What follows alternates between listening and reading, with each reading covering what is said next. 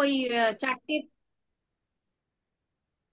হুম। ওই ব্রাহ্মণ ক্ষত্রিয় বৈশ্য শূদ্র, মাটির, তারপরে মাটির যে ডিফারেন্স গুলো, টাইপ গুলো, বলছি এগুলো। ম্যাডাম কত তারিখ বললেন?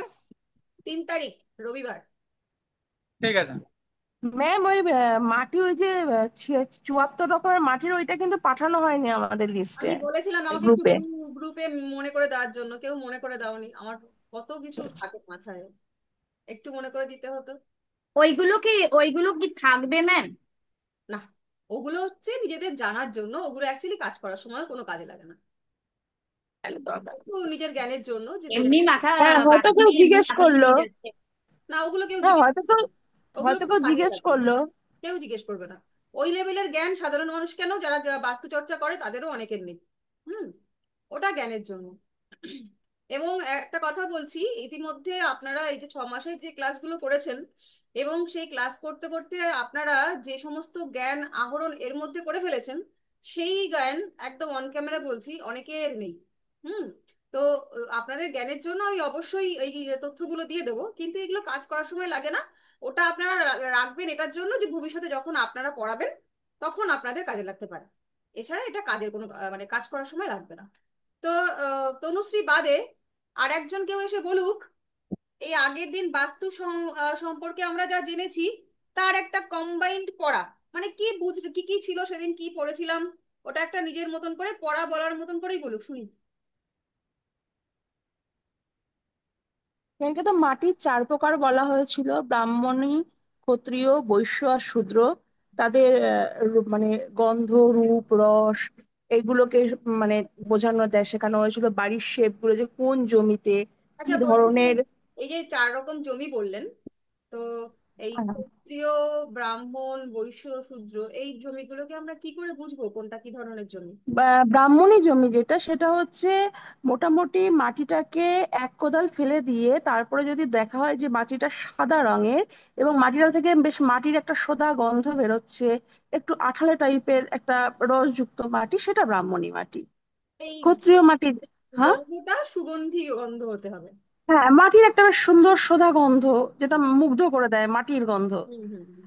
আর ক্ষত্রিয় মাটি হচ্ছে যেটা একটু লালচে রঙের হবে, কিন্তু লাল মাটির নয়, হুম। লালচে রঙের হবে, যেটা থেকে একটা কেমন একটা রক্ত রক্ত, মানে হুম। কষাযুক্ত মাটি। হ্যাঁ, আচ্ছা। সেটা হচ্ছে ক্ষত্রিয় মাটি। হুম। হ্যাঁ, আর বৈশ্য মাটিটা হচ্ছে যার মধ্যে মানে অম্ল রস যুক্ত হবে, যার মধ্যে তুষ মানে যে কি বলে ওটাকে, কুশ হুম। ঘাস হয়। হুম। হ্যাঁ, কুশ ঘাস হয়, এবং এই মাটিটা একটু সবজে সবজে টাইপের হবে। হুম। হ্যাঁ, ওটা হচ্ছে ক্ষত্রিয় মানে বৈশ্য মাটি। আর শূদ্র মাটি তো নর্মালি কালোই হবে, এবং ওটার মধ্যে একটা তিক্ত রস থাকবে। হুম। হ্যাঁ, তো ওটা হচ্ছে খুব শূদ্র মাটি। তো তারপরে বাড়ির শেপ গুলো বলেছিলেন, যে ব্যাস কোন এই পর্যন্ত, জমিতে কি মৌমিতা ধরনের। এই পর্যন্ত, মৌমিতা খুব ভালো বলেছে। মৌমিতা আচ্ছা। ছাড়া দেখি আম, একতা চলে আসুক। একতা একটু বল। ম্যাম আমি ম্যাম আমার এখনো বাস্তুটা টোকা হয়নি, এটা তো খুবই মিথ্যে ভালো বলবো কথা, না। এটা খুবই পচা কথা, একদমই ভালো কথা নয়। পিন্টু বাবু, আমি হ্যাঁ। পিন্টু বাবু বলুক, পিন্টু বাবু কি রকম ধরনের মাটি হয়, মাটিগুলোকে কিভাবে কি জাজ করব?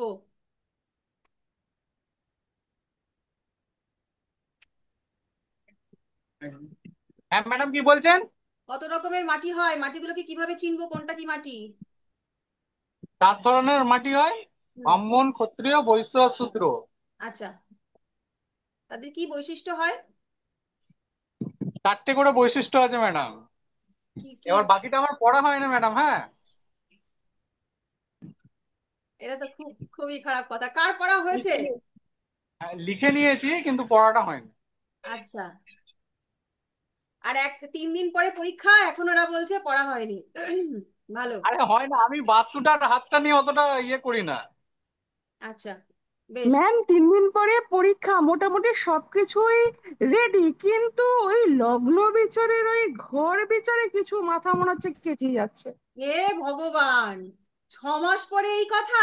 এটা তো না না, মানে করছি করছি, এবং রীতিমতন জন্মছক নিয়ে নিয়ে করছি।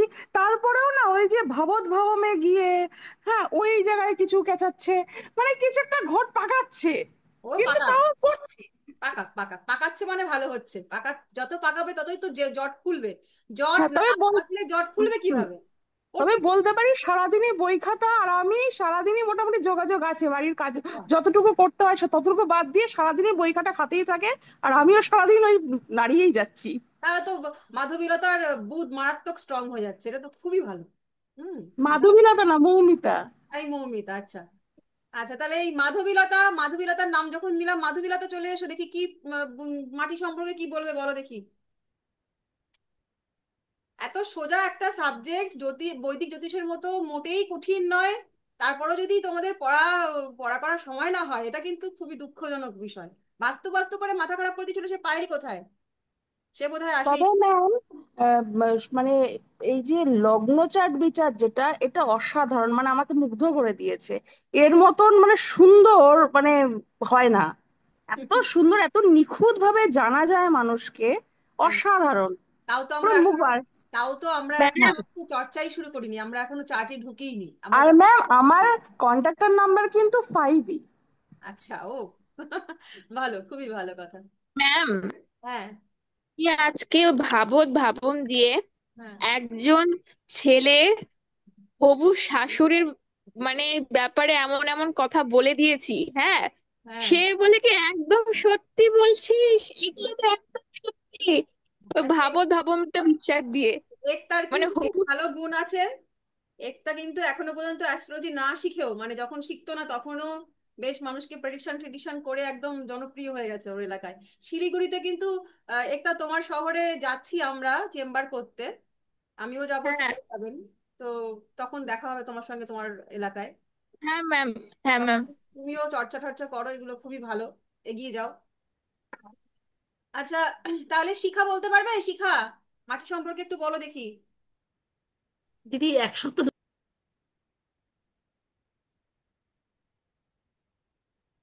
কই শিখা? হ্যাঁ ম্যাম, আমার এক সপ্তাহ ধরে জ্বর, ছেলেটারও জ্বর আমারও জ্বর, মানে একদম ধরতেই পারছি, এখনো 101 জ্বর আমার। ঠিক আছে, ক্লাস সবাইকে বাদ করছি। দিলাম। তাহলে অগত্যা তনুশ্রী, সে বলুক দেখি। কি এই কোনটা বলবো?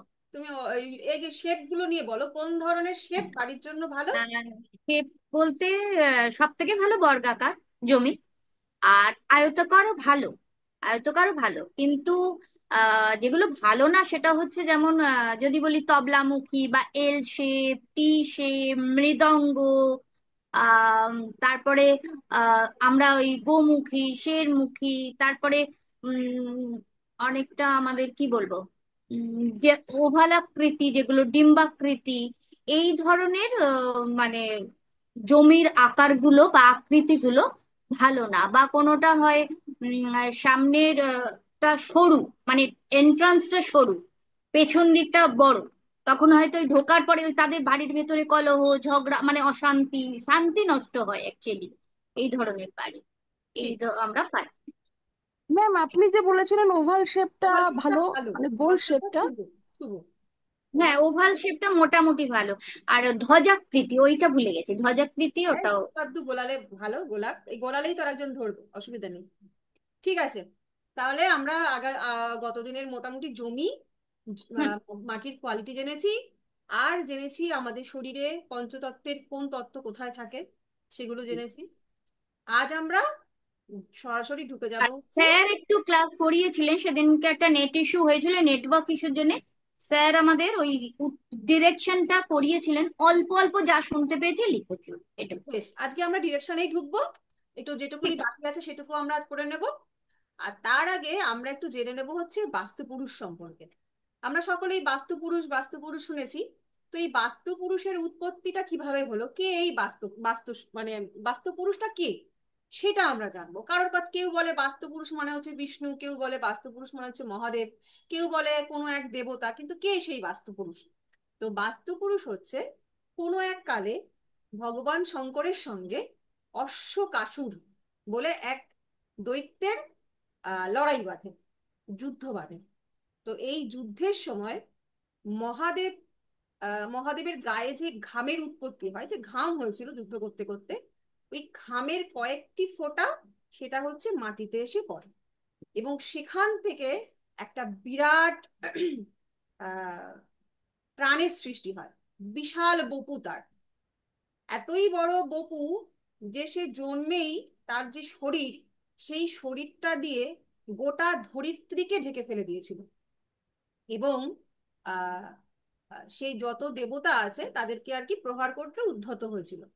তো এমতো অবস্থায় দেবতারা আর কোন রকম পথ খুঁজে না পেয়ে, মানে যে অবস্থা, যে পুরো ধরিত্রীকে, এত বড় একটা প্রাণ, এত বড় শরীর, যে তার শরীর দিয়ে পুরো ধরিত্রীকে কভার করে ফেলেছে, তাহলে সে কত বড় আহ সেটা প্রাণ, মানুষটা মানুষ তো নয়, সেই দৈত্যাকার একটা একটা দৈত্যই আর কি বলবো, দৈত্যও না, হয়তো একটা যাও প্রাণের সৃষ্টি হয়েছিল, একটা দৈত্য নয়, প্রাণের সৃষ্টি হয়েছিল একজন প্রাণী।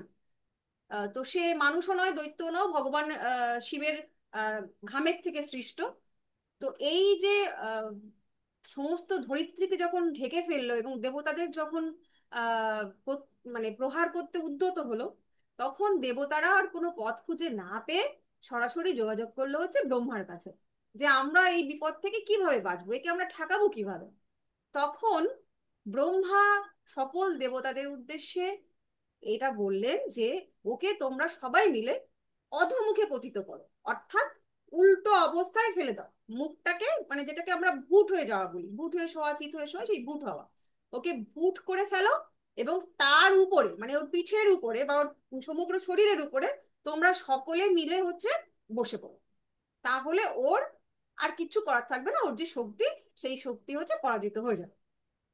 তো যেরকম কথা সেরকমই কাজ, সমস্ত দেবতারা মিলে ওই যে পুরুষ, সেই পুরুষটিকে একেবারে আহ উল্টো অবস্থায় ভূত করে ফেলে দিল। এবং তারপরে সমস্ত দেবতা, যত দেবতা আছে 33 কোটি, সেই দেবতা 33 কোটি মানে 33 প্রকার, উম, ওই 1 লক্ষে 100 লক্ষে 1 কোটি হয় এরকম বিষয়বস্তু নয়। তো ওই 33 কোটি দেবতা, দেবতাগণ, তারা হচ্ছে ওই যে বাস্তু, সেই বাস্তুর পিঠের দিকে তারা অবস্থান করলেন সমস্ত দেবতাগণ। যে কারণে আমরা বহুবার শুনেছি যে আমাদের বাস্তুতে দেবতাদের বাসস্থান, দেবতারা থাকেন বা ভগবান থাকেন।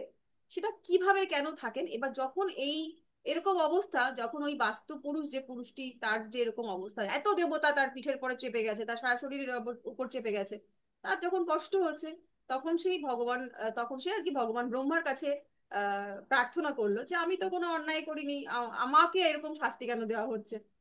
তো তখন যখন ব্রহ্মার আরাধনা করলো এই বাস্তু পুরুষ, তখন ভগবান ব্রহ্মা তাকে একটা সলিউশন দিল, যে ঠিক আছে, মানে তুমি হচ্ছে এই আহ, ধরিত্রীর মধ্যে, মানে মাটির মধ্যে তুমি হচ্ছে অবস্থিত থাকো, এবং যখনই মানে যে কোনো রকম শুভ কাজ, সে গ্রামে, নগরে, শহরে, ধরিত্রীতে যেখানেই হোক না কেন, তখন কিন্তু তোমাকে সর্বাগ্রে পুজো করতে হবে।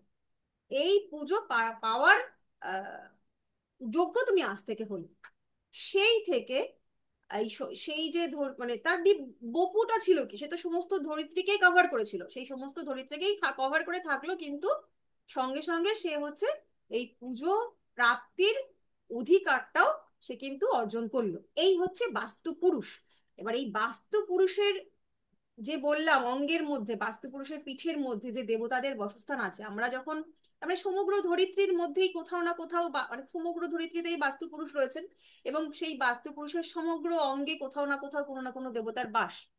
কিন্তু যখন আমরা ব্যক্তিগতভাবে কোনো মানুষ কোনো জমির টুকরো কিনছি, বাসস্থান হিসাবে আমরা বসবাস করছি, সেইটা সেই ব্যক্তির বাস্তু, এবং সেই ব্যক্তির বাস্তুর মধ্যে কিন্তু যেভাবে যেভাবে বাস্তু পুরুষের যেখানে যেখানে যে দেবতার থাকার কথা, ঠিক সেই রকম ভাবে প্রত্যেক ব্যক্তির নিজস্ব বাস্তুভূমিতে কিন্তু সেই সেই দেবতার অবস্থান থাকে, বা সেইখানে সেইখানে সেই দেবতা অবস্থিত থাকে।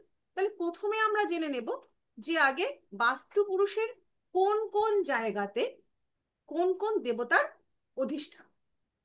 বাস্তু পুরুষের ছবি আপনারা দেখেছেন তো সকলে? একটা এমন একজন বাস্তু পুরুষের ছবি, যে এরকম বুট হয়ে শুয়ে আছে, দুটো কোনো এইভাবে দিয়ে পা দুটো জোড়া লাগিয়ে, এই ছবিটা দেখেছেন সবাই? যদি হ্যাঁ না, ম্যাম দেখেছি। হ্যাঁ হ্যাঁ, ঠিক আছে, না দেখেছি। হ্যাঁ দেখলে ম্যাম দেখেছি। গ্রুপের মধ্যে তবু একবার দিয়ে দেবো। তো এবার প্রথমে আমরা এগুলো লিখে নেব, এবং কিন্তু যত্ন সহকারে। খুবই গুরুত্বপূর্ণ জিনিসটা হচ্ছে এই বাস্তু পুরুষের শরীরে কোথায় কোথায় কোন দেবতার বসস্থান। ম্যাম আপনি যে ঘটনাটা বললেন এটা কি একটু লিখে নেবো নাকি এরকম এমনি থাকবে জাস্ট? না, লিখে তো নিতে হবেই, তবে এখন নয়, পরবর্তীকালে ভিডিও দেখে সময় করে। এখন হচ্ছে যেটা পড়াচ্ছি এটা লেখো। আচ্ছা আচ্ছা, ঠিক আছে।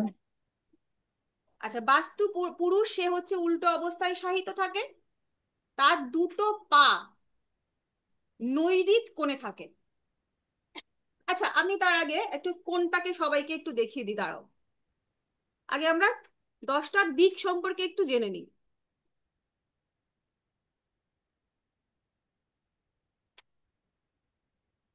আমরা জানি 10টা দিক আছে, কি কি আছে সেগুলো একটু লিখে নিই। প্রথমে পূর্ব, পশ্চিম, উত্তর, দক্ষিণ।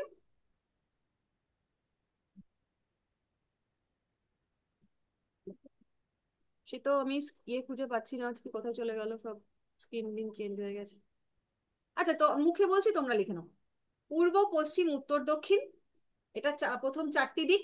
তারপর হচ্ছে ঈশান কোণ, অর্থাৎ উত্তর পূর্ব কোণ, এটাকে বলা হয় ঈশান কোণ। এই ঈশান কোণের পরে আমরা যাব হচ্ছে অগ্নিকোণ। অগ্নিকোণ হচ্ছে পূর্ব এবং দক্ষিণ কোণ।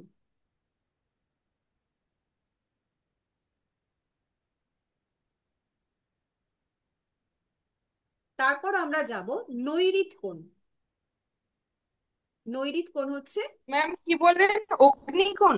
অগ্নিকোণ। অগ্নিকোণ হচ্ছে দক্ষিণ এবং পূর্ব দিকে সংযোগস্থলে যে কোণটি উৎপন্ন হচ্ছে,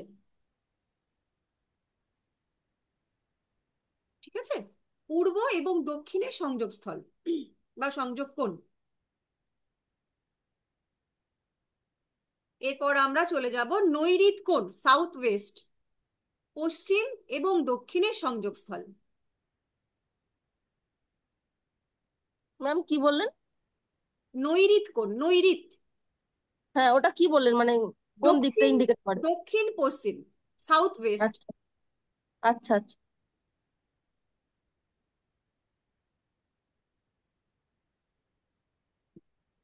তোমরা খাতায়, আমি না আজকে শেয়ার করতে পারছি না, জানি না কোথায় চলে গেল সব অপশনগুলো, স্ক্রিনটা না চেঞ্জ হয়ে গেছে। তোমরা খাতাতে সকলে এইভাবে 4টে দাগ টানো, এরকম পূর্ব, পশ্চিম, উত্তর, দক্ষিণ এরকম লিখতে পারো, বা উত্তর, দক্ষিণ, পূর্ব, পশ্চিম এভাবেও লিখতে পারো। দিয়ে এই অ্যারো গুলো করে দিয়ে প্রত্যেকটা কোণগুলোকে ইন্ডিকেশন করে একটু ছবিটা এঁকে রাখো, যাতে পরে আর ভুলতে না পারো। মানে আমার আজকে স্ক্রিনশট মানে হচ্ছে না, কোথায় যেন চলে গেছে সবাই পালিয়ে, খুঁজে পাচ্ছি না।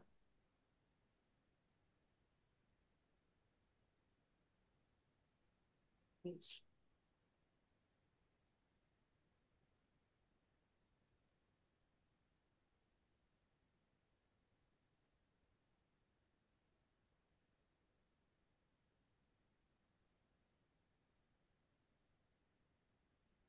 হলো? এবারে হুম। বায়ুকোণ। বায়ুকোণটা হচ্ছে উত্তর পশ্চিম।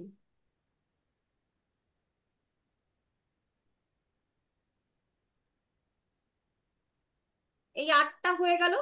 এরপরে হচ্ছে ঊর্ধ্ব এবং অধ।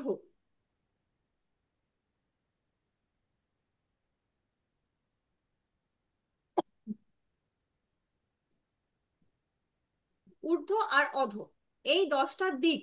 এবার এই দিকগুলো সম্পর্কে আমরা ডিটেলসে জানবো। আগে আমরা জেনে নিই যে বাস্তু দেবতার শরীরের মধ্যে কোথায় কোন দেবতা অবস্থান করে। তো প্রথমে আমরা জানলাম যে বাস্তু দেবতা সে হচ্ছে উল্টো ভাবে শায়িত, এবং তার মস্তকটা হচ্ছে ঈশান কোণে, এবং পদদ্বয় সেটা দুটো পা জুড়ে নিয়ে, পায়ের পাতার তলার দুটো একসঙ্গে জুড়ে নিয়ে যে অবস্থানটা হচ্ছে, সেই দুটো পা জুড়ে নিয়ে অবস্থায় সেই পা দুটো থাকছে হচ্ছে নৈঋত কোণে, অর্থাৎ সাউথ ওয়েস্টে, আর মাথাটা থাকছে ঈশান কোণে।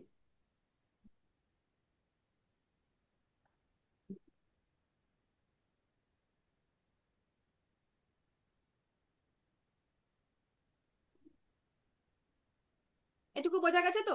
দুটো পা এরকম ভাবে পায়ের তালু দুটো জোড়া দিয়ে, পায়ের তলা দুটো জোড়া দিয়ে যে একটা কর্নার হচ্ছে, সেই কর্নারটা থাকছে হচ্ছে নৈঋত কোণে, মাথাটা থাকছে ঈশান কোণে, এবং দুটো হাতও এইভাবে তার জোড়ানো আছে। তো এই দুটো হাতের যে কুনুইটা, এই দুটো হাতও থাকছে, একটা হচ্ছে চলে যাচ্ছে অগ্নির দিকে, আর একটা চলে যাচ্ছে বায়ুর দিকে। এই অবস্থায় হচ্ছে বাস্তুপুরুষ শায়িত। ম্যাম হাত দুটো আরেকবার বলুন। এই যে হাত দুটো জোর করে রয়েছে, একটা কোণা চলে যাচ্ছে হচ্ছে অগ্নির দিকে, আর একটা কোণা হচ্ছে চলে যাচ্ছে বায়ুর দিকে। ম্যাম পায়ের তালু যেখানে জোড়া লেগেছে ওটা কি কোণ বললেন? ওটা নৈঋত কোণ, আর মাথা থাকবে আচ্ছা। ঈশান কোণে। এইটা কিন্তু বাস্তুর ভীষণ গুরুত্বপূর্ণ একটা ক্লাস। প্রত্যেকটা নোট কিন্তু খুবই ইম্পর্ট্যান্ট, এবং এগুলো ছাড়া কিন্তু বাস্তু করতে যাওয়া, বাস্তু শেখাটা একদমই নিরর্থক। এটা একদম সারা জীবনের জন্য লাগবে। হুম। যে যখন আমরা বাস্তু অনুযায়ী কোনো রকম রেমিডি করতে যাব বা দোষ ধরতে যাব, তো এটা যে কেন দোষ হলো সেটা আমি তো বুঝলাম, কিন্তু আমার ক্লায়েন্টকেও তো বোঝাতে হবে যে এখানে কেন দোষটা হয়েছে। সেই দোষটা কিন্তু জানবার জন্য এই জিনিসগুলো মনে রাখা বেশ জরুরি। এবার লিখি, বাস্তু পুরুষের মস্তক, মস্তকটা কোথায় বললাম? ঈশান কোণে। সেইখানে বসবাস করেন বা সেখানে অবস্থান করে করেন হচ্ছে স্বয়ং মহাদেব। যে কারণে আমরা কি বলি সবসময় বাস্তুটাকে পরিষ্কার রাখতে। বাস্তুটা হচ্ছে ঠাকুর ঘর বা ইষ্ট দেবতার স্থান, সেটা সব সময় হচ্ছে শুদ্ধ পবিত্র রাখতে হবে। তো সেইখানে মহাদেব যেখানে আছেন, নিজে বসে আছেন মহাদেব যেখানে অবস্থান করছেন, সেখানে যদি আমরা রান্নাঘর করি, সেখানে যদি আমরা টয়লেট করি, সেখানে যদি আমরা আবর্জনা রাখি, স্তূপাকৃত জিনিসপত্র রাখি, আবর্জনাপূর্ণ জিনিসপত্র সেখানে যদি রাখি, তাহলে কি হতে পারে? মহাদেবের যেখানে অবস্থান করছেন, যেখানটায় আমাদের বাড়ির মন্দির হওয়ার কথা, স্বয়ং মহাদেব যেখানে অবস্থান, আমাদের প্রত্যেকের বাস্তুর যে ঈশান কোণটা সেটা হচ্ছে মহাদেবের অবস্থান। সেখানটায় আমাদের কি করার কথা, সেটা যদি আমরা করি তাহলে তার সুফল পাবো। আর যদি তার কোনো রকম উল্টো কাজ আমরা করি তাহলে কিন্তু চরম কুফল। তার জন্য ঈশান কোণে যদি কোনো রকম নেগেটিভিটি থাকে, মানে এই যেগুলো করা যাবে না বললাম, সেগুলো যদি থাকে, তাহলে কিন্তু গৃহ স্বামী অর্থাৎ বাড়ির যে মালিক, বাড়ির যে মানুষজন, তাদের কিন্তু আহ দুরারোগ্য, মানে ক্রনিক রোগ থাকেই। সঙ্গে অর্থ, সেগুলোর হানি হবে। সুখ, সেগুলোর হানি হবে। যতই সে টেনে ওঠার চেষ্টা করুক জীবনে, সে কিন্তু উঠতে পারবে না। হুম। তো ঈশান কোণটা কিন্তু ভাইটাল, মানে বাড়ির মধ্যে ভীষণ ইম্পর্টেন্ট দিক হচ্ছে ঈশান। আচ্ছা, ব্রহ্মস্থান যেটা বলে, এর ক্যালকুলেশন একটা আছে। ক্যালকুলেশনটা আমরা এখন যেহেতু শিখছি না, আমরা যেটা জেনে রাখবো সেটা হচ্ছে এই যে চারটি কোণ অনুযায়ী বাড়ির যে শেপটা তৈরি হচ্ছে, সেই শেপে ঠিক যে মধ্যখানটা আর কি, মধ্যস্থলটা, সেটাকে বলা হয় ব্রহ্মস্থান। এবং বাড়ির সেই ব্রহ্মস্থান হচ্ছে বাস্তুর নাভি। তো সেই জন্য বাস্তুর নাভির জায়গাটাও কিন্তু সব সময় একদম ক্লিন এবং পরিষ্কার পরিচ্ছন্ন শুদ্ধ রাখতে হবে। এখানে কোনো পিলার তোলা, এখানে কোনো ভারী জিনিসপত্র রাখা, এখানে আবর্জনা রাখা, এঁটো কাটা রাখা, এগুলো কিন্তু কিছুই করা যাবে না। ম্যাম বাড়ির মধ্যস্থলটা কি বললেন? ব্রহ্মস্থান। আচ্ছা আচ্ছা। ম্যাম যদি ঈশান কোণে কারোর কল থাকে, জলের ট্যাপ থাকে, সেটাও কি খারাপ? ঘাট না, বা জলের ট্যাপ? ঈশান কোণে জল রাখা যাবে, কারণ জলতত্ত্বের জায়গাটাই হচ্ছে ঈশান কোণ। হুম। আচ্ছা ঈশান কোণে আচ্ছা। জল, আমি সেগুলো আসছি, আমি প্রত্যেকটা কোণ নিয়ে আসবো। এটা একটা প্রাথমিক ভাবে কথাগুলো বললাম। এবার বাস্তুপুরুষের আহ মস্তকে মহাদেব বলেছি। এবার লিখবো দুটো কানে, দুই কান, ডান কান এবং বাঁ কানে।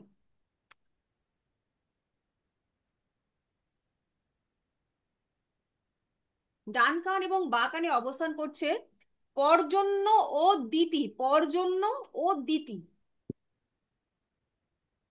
পর্জন্য, দিতি। মানে দুই কানেই কি অবস্থান করছে, না এক একটা কানে এক একজনা দুই কানে, করছে? দুই কানে।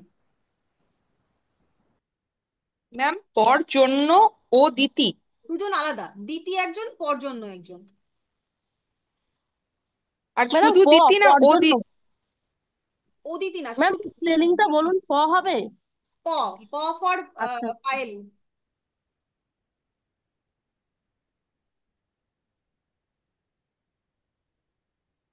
আচ্ছা, তারপরে লেখো গন্ডে। গন্ড বলতে এই জায়গাগুলো, এখানে অবস্থান করছে হচ্ছে অবদেব, অপ না কিন্তু, অবদেব। কন্ডে মানে কোন জায়গাটা ম্যাম? এই যে এই কপল মানে এই যে গাল গাল, এইটা এইটা, হ্যাঁ, এই চোয়ালে। হ্যাঁ হ্যাঁ। চোয়াল না, চোয়াল তো এটা চলে যাচ্ছে। এই এই যে চিক চিক যেখানে আমরা ব্লাশার ঠিক লাগাই। ঠিক। হ্যাঁ হ্যাঁ। এটাকে কি বলবো ম্যাম? অবদেব, অবদেব।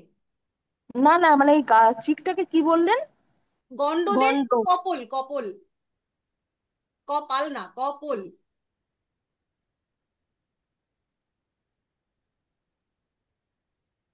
দুই কাঁধে জয় এবং অদিতি।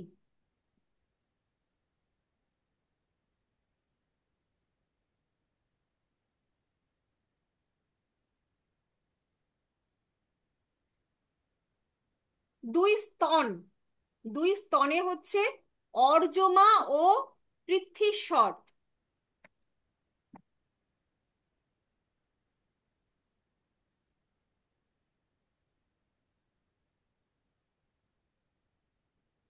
অর্যমা ও পৃথ্বীশ্বর।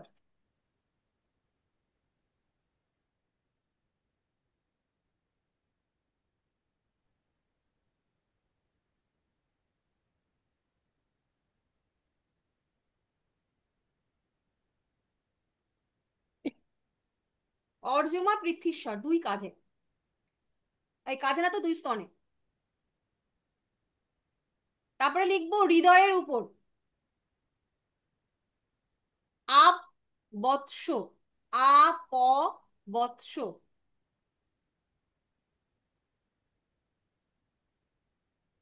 আপ, ম্যাম কি বৎস, বলেন, আপ তো? বৎস, ব খণ্ডত্ব দন্ত স। আচ্ছা আচ্ছা। ডান ম্যাম আর একবার বলুন। আপ বৎস, আ প বৎস।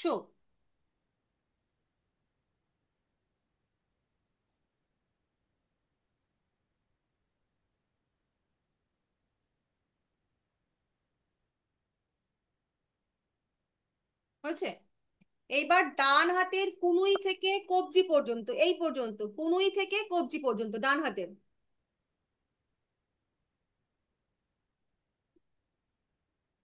সাবিত্রী এবং সবিতা।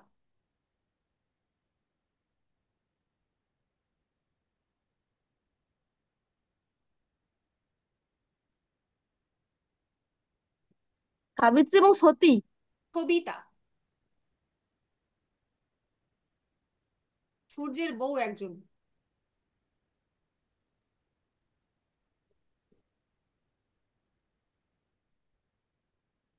তারপরে বাঁ হাতের কুনুই থেকে বাঁ হাতের কবজি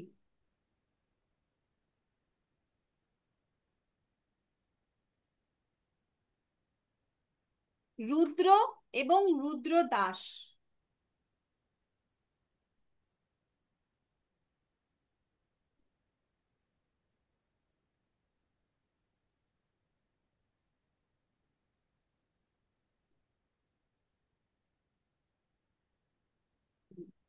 তারপরে জঙ্ঘা লিখবো, জঙ্ঘা।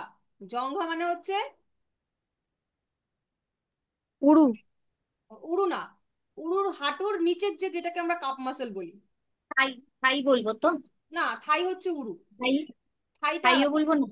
জঙ্ঘা বলবো, জঙ্গা জঙ্ঘা হচ্ছে হচ্ছে হাঁটুর ঠিক নিচে ওই, যে জায়গাটা, হুম, কাপ মাসেল ওটা। কাপ নাকি? মৃত্যু ও মৈত্র। মিত্র। মৈত্র আর মৃত্যু। ও, মৈত্র ও মৃত্যু, মিত্র নয় কিন্তু মৈত্র, না, মৈত্র ও মৃত্যু। মৃত্যু। হুম। নাভির নিচে কোমরের একটু উপরে, এই জায়গাটা বলা হয় ব্রহ্মা, যে কারণে আমরা বলছিলাম না ব্রহ্মস্থান। নাভির হুম। নিচে কোমরের একটু উপরে যে অংশটা, এটাকে বলা হয় হচ্ছে পিঠের দিকে, যেহেতু আমরা বিচার করছি কিন্তু সবই পিঠের দিকটা, বুকের দিকটা কিন্তু ভাববো না, সেই হিসাবে আমরা বিচার করি যে কোন অঙ্গটা হতে পারে, তাহলে এক্স্যাক্টলি কোন জায়গাটা হতে পারে। এটা হচ্ছে ব্রহ্মা, এখানে ব্রহ্মা থাকেন। আচ্ছা, জনন জননেন্দ্রিয়, জননেন্দ্রিয় এখানে থাকেন হচ্ছে ইন্দ্র এবং জয়।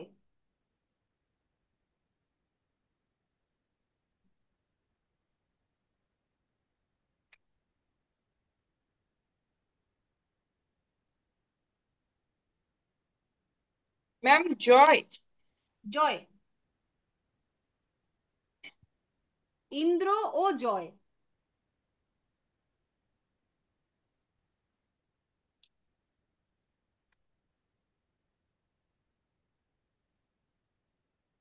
তারপরে আমরা লিখব দুই হাঁটু।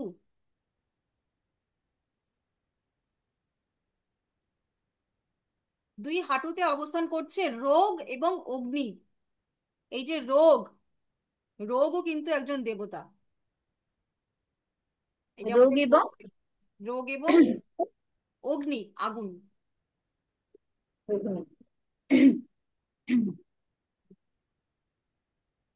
কত ইন্টারেস্টিং না জিনিসগুলো, এগুলো কি আমরা জানতাম এর আগে?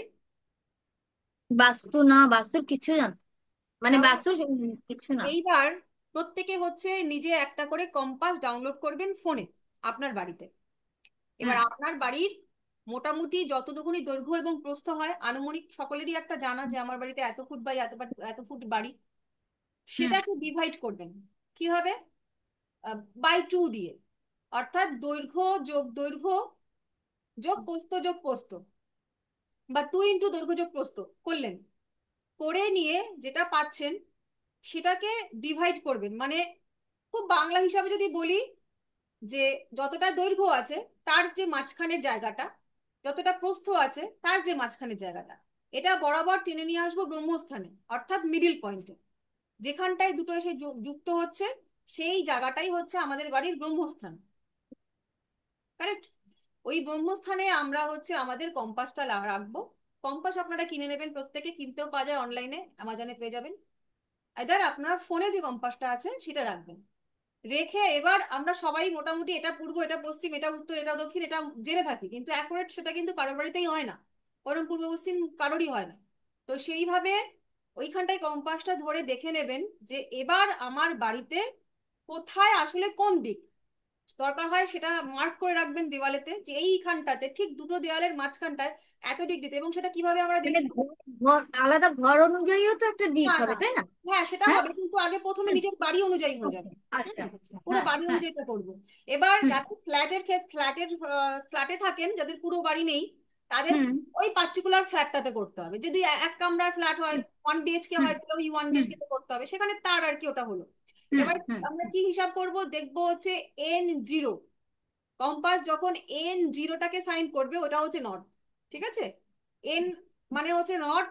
এন এর 1, হুম 2, 3, 123, 223 অনেক কিছু দেখাবে, কিন্তু যেখানে N0 হবে সেটা আমরা নর্থ নেব। ওইটাই হচ্ছে আমাদের সিগনিফিকেশন। ওই নর্থটাকে ধরে সেই অনুযায়ী সাউথ, ইস্ট, ওয়েস্টটাকে আমরা মেজারমেন্টটা করব। ঠিক আছে? করে হুম এবার তারপরে সেইখানে আমরা প্রত্যেকে এবার বুঝতে পারবো যে আমার বাস্তুতে, আমার বাড়িতে হুম কোথায় কোন দেবতা অপদেব, বা এই যে রোগ কোথায় আছে, তারপরে অগ্নি কোথায় আছে, এগুলো হুম কিন্তু হুম আমরা সেইভাবে বুঝে যেতে পারবো যে এখানে এই দেবতার অবস্থান। তাহলে সেই অনুযায়ী কিন্তু আমাদের এই কাজগুলো করতে হবে, বা এখানে করব কি করব না সেই জিনিসটা কিন্তু আমরা বুঝবো। ঠিক আছে? এবার এইটুকু বোঝা গেল, সবাই ক্লিয়ার এই বাস্তুর শরীরে কোন দেবতার নিয়ে কোনো প্রশ্ন আছে? বাস্তু করলে বড় ভয় ভয় করে, তাই না ম্যাম? হ্যাঁ, একটু বাস্তুটা কিন্তু শুধু বাস্তু নয়, যখন আমরা রেমিডি করা শুরু করব, এখন তো আমরা শুধু হুম প্রেডিকশন শিখছি। এবার হুম রেমিডি মানে কি? রেমিডি মানে হচ্ছে একজন মানুষের চার্টে সে তার কর্মফল নিয়ে এসছে, সেটা ভোগ হোক বা আহ সুখ হোক, সেটা তো হুম নির্ধারিত। কিন্তু হুম যখন সে আপনার কাছে আসছে, আপনি একজন দৈবজ্ঞ, আপনি কি করলেন, তার জন্ম চার্টটা পড়ে আপনি বুঝতে পারলেন যে এটা হচ্ছে এই ফলের কারণে, এটা তার সেটা, এটা আপনি পূর্বজন্মটাও বুঝতে পারবেন যে এই সমস্যাগুলো ছিল হুম বলে তার এই জন্মের সমস্যা। যেমন ধরুন হুম 7th হাউসে কেতু, যদি কারোর 7th হাউসে কেতু থাকে, বা যে হুম কোনো হাউসে কেতু থাকে, আমরা হুম পড়েছি যে হুম কেতু হচ্ছে বিচ্ছেদের কারণ। সে হুম ওই ঘরের কারকত্বটাকে ছেদ করে দেবে, মানে সে ওই হুম ঘরের প্রাপ্তিটা সে পাবে না। তাহলে হুম 7th হাউস থেকে আমরা বিবাহ দেখেছি, হুম ব্যবসা দেখেছি, পার্টনারশিপ হুম ব্যবসা দেখেছি। তাহলে এই যে উল্টো দিকের মানুষও দেখেছি, যে 7th হাউস থেকে আমার ঠিক উল্টো দিকে যারা আছে তারা। তাহলে যখন 7th হাউসে কেতু বসে থাকবে, তাহলে 7th হাউসে যত কারকত্ব, সেই হুম কারকত্বের যে প্রাপ্তিটা, সেই প্রাপ্তিটার থেকে কিন্তু ঈশ্বর পাঠিয়ে দিয়েছেন যে এই ছেদ, একে ভোগী করতে হবে এই ছেদ দশা। কারণ হুম সে পূর্ব জন্মে যথেচ্ছ ওই যে ওই ভাবের যে কারকত্বগুলো ছিল, সেই হুম কারকত্বের কিন্তু যথেচ্ছ ব্যবহার বা প্রয়োগ সে আগের জন্মে করে এসেছে। মানে হুম ভান্ডারে হুম যা ছিল সে এত অপপ্রয়োগ করেছে, সে হুম রাখেনি কিছু। ফলত এই জন্মে তাকে কিন্তু সেটা ছেড়ে দিতে হবে। এটাই হচ্ছে হুম ঈশ্বরের নির্দেশ ছিল। হুম কিন্তু হুম আমরা গিয়ে কি করলাম, তার কর্মফলের উপরে হাত দিলাম, দিয়ে কি বললাম এই রেমেডিটা ধারণ করো, এই করো, তাই করো, যদিও এটাও ঈশ্বরেরই নির্দেশ। কারণ হুম যতক্ষণ পর্যন্ত একজন ব্যক্তির রেমেডি নেওয়ার সময় না হবে, তার আগে পর্যন্ত সে কিন্তু ভোগ করবে। আপনাদের প্রত্যেক যে এতজন স্টুডেন্ট আছে, প্রত্যেকেরই কি জন্মচার্ট একেবারে কারেকশন করা আছে? সকলেরই কি যথাযথ রেমেডি ধারণ করা আছে? ইনফ্যাক্ট আমারও নেই। না ঠিক না আছে? না তো না, এই হুম যে হুম রেমেডি হুম ধারণ, হুম যতক্ষণ পর্যন্ত এই আমার এতদিনে এই একটা মাত্র নীলা আমি ধারণ করেছি, হ্যাঁ, হুম এতদিন কিন্তু আমিও কোনো রকম সেই রকম ভাবে স্ট্রংলি রেমেডি ধারণ করতে পারিনি, কারণ হচ্ছে আমারও কিন্তু সেই সময়টা আসেনি। তো হুম রেমেডি ধারণ করা মানে ভোগান্তি, কোন সময়ে হুম কি আপনি রেস্কিউ করতে পারবেন নিজেকে, সেটাও কিন্তু প্রারব্ধের মধ্যেই পড়ে। ঈশ্বর নির্দেশিত সময়েই রাহু হুম দশা এবং অন্তর্দশাতে আপনার বা ক্লায়েন্টের বেশিরভাগ ক্ষেত্রে রেমেডি সেলিংটা হয়। মানে ওর যখন রাহু দশা অন্তর্দশা চলবে সেরকম সময়ই আপনার কাছে এসে একটা রেমেডি ধারণ করতে সে পারে। তো তার যে ভোগান্তিটাতে আপনি কিছুটা হলেও আপনি ম্যানেজ করে দিলেন, হুম তাহলে হুম কি হলো? দায়ভারটা আপনার রইলো।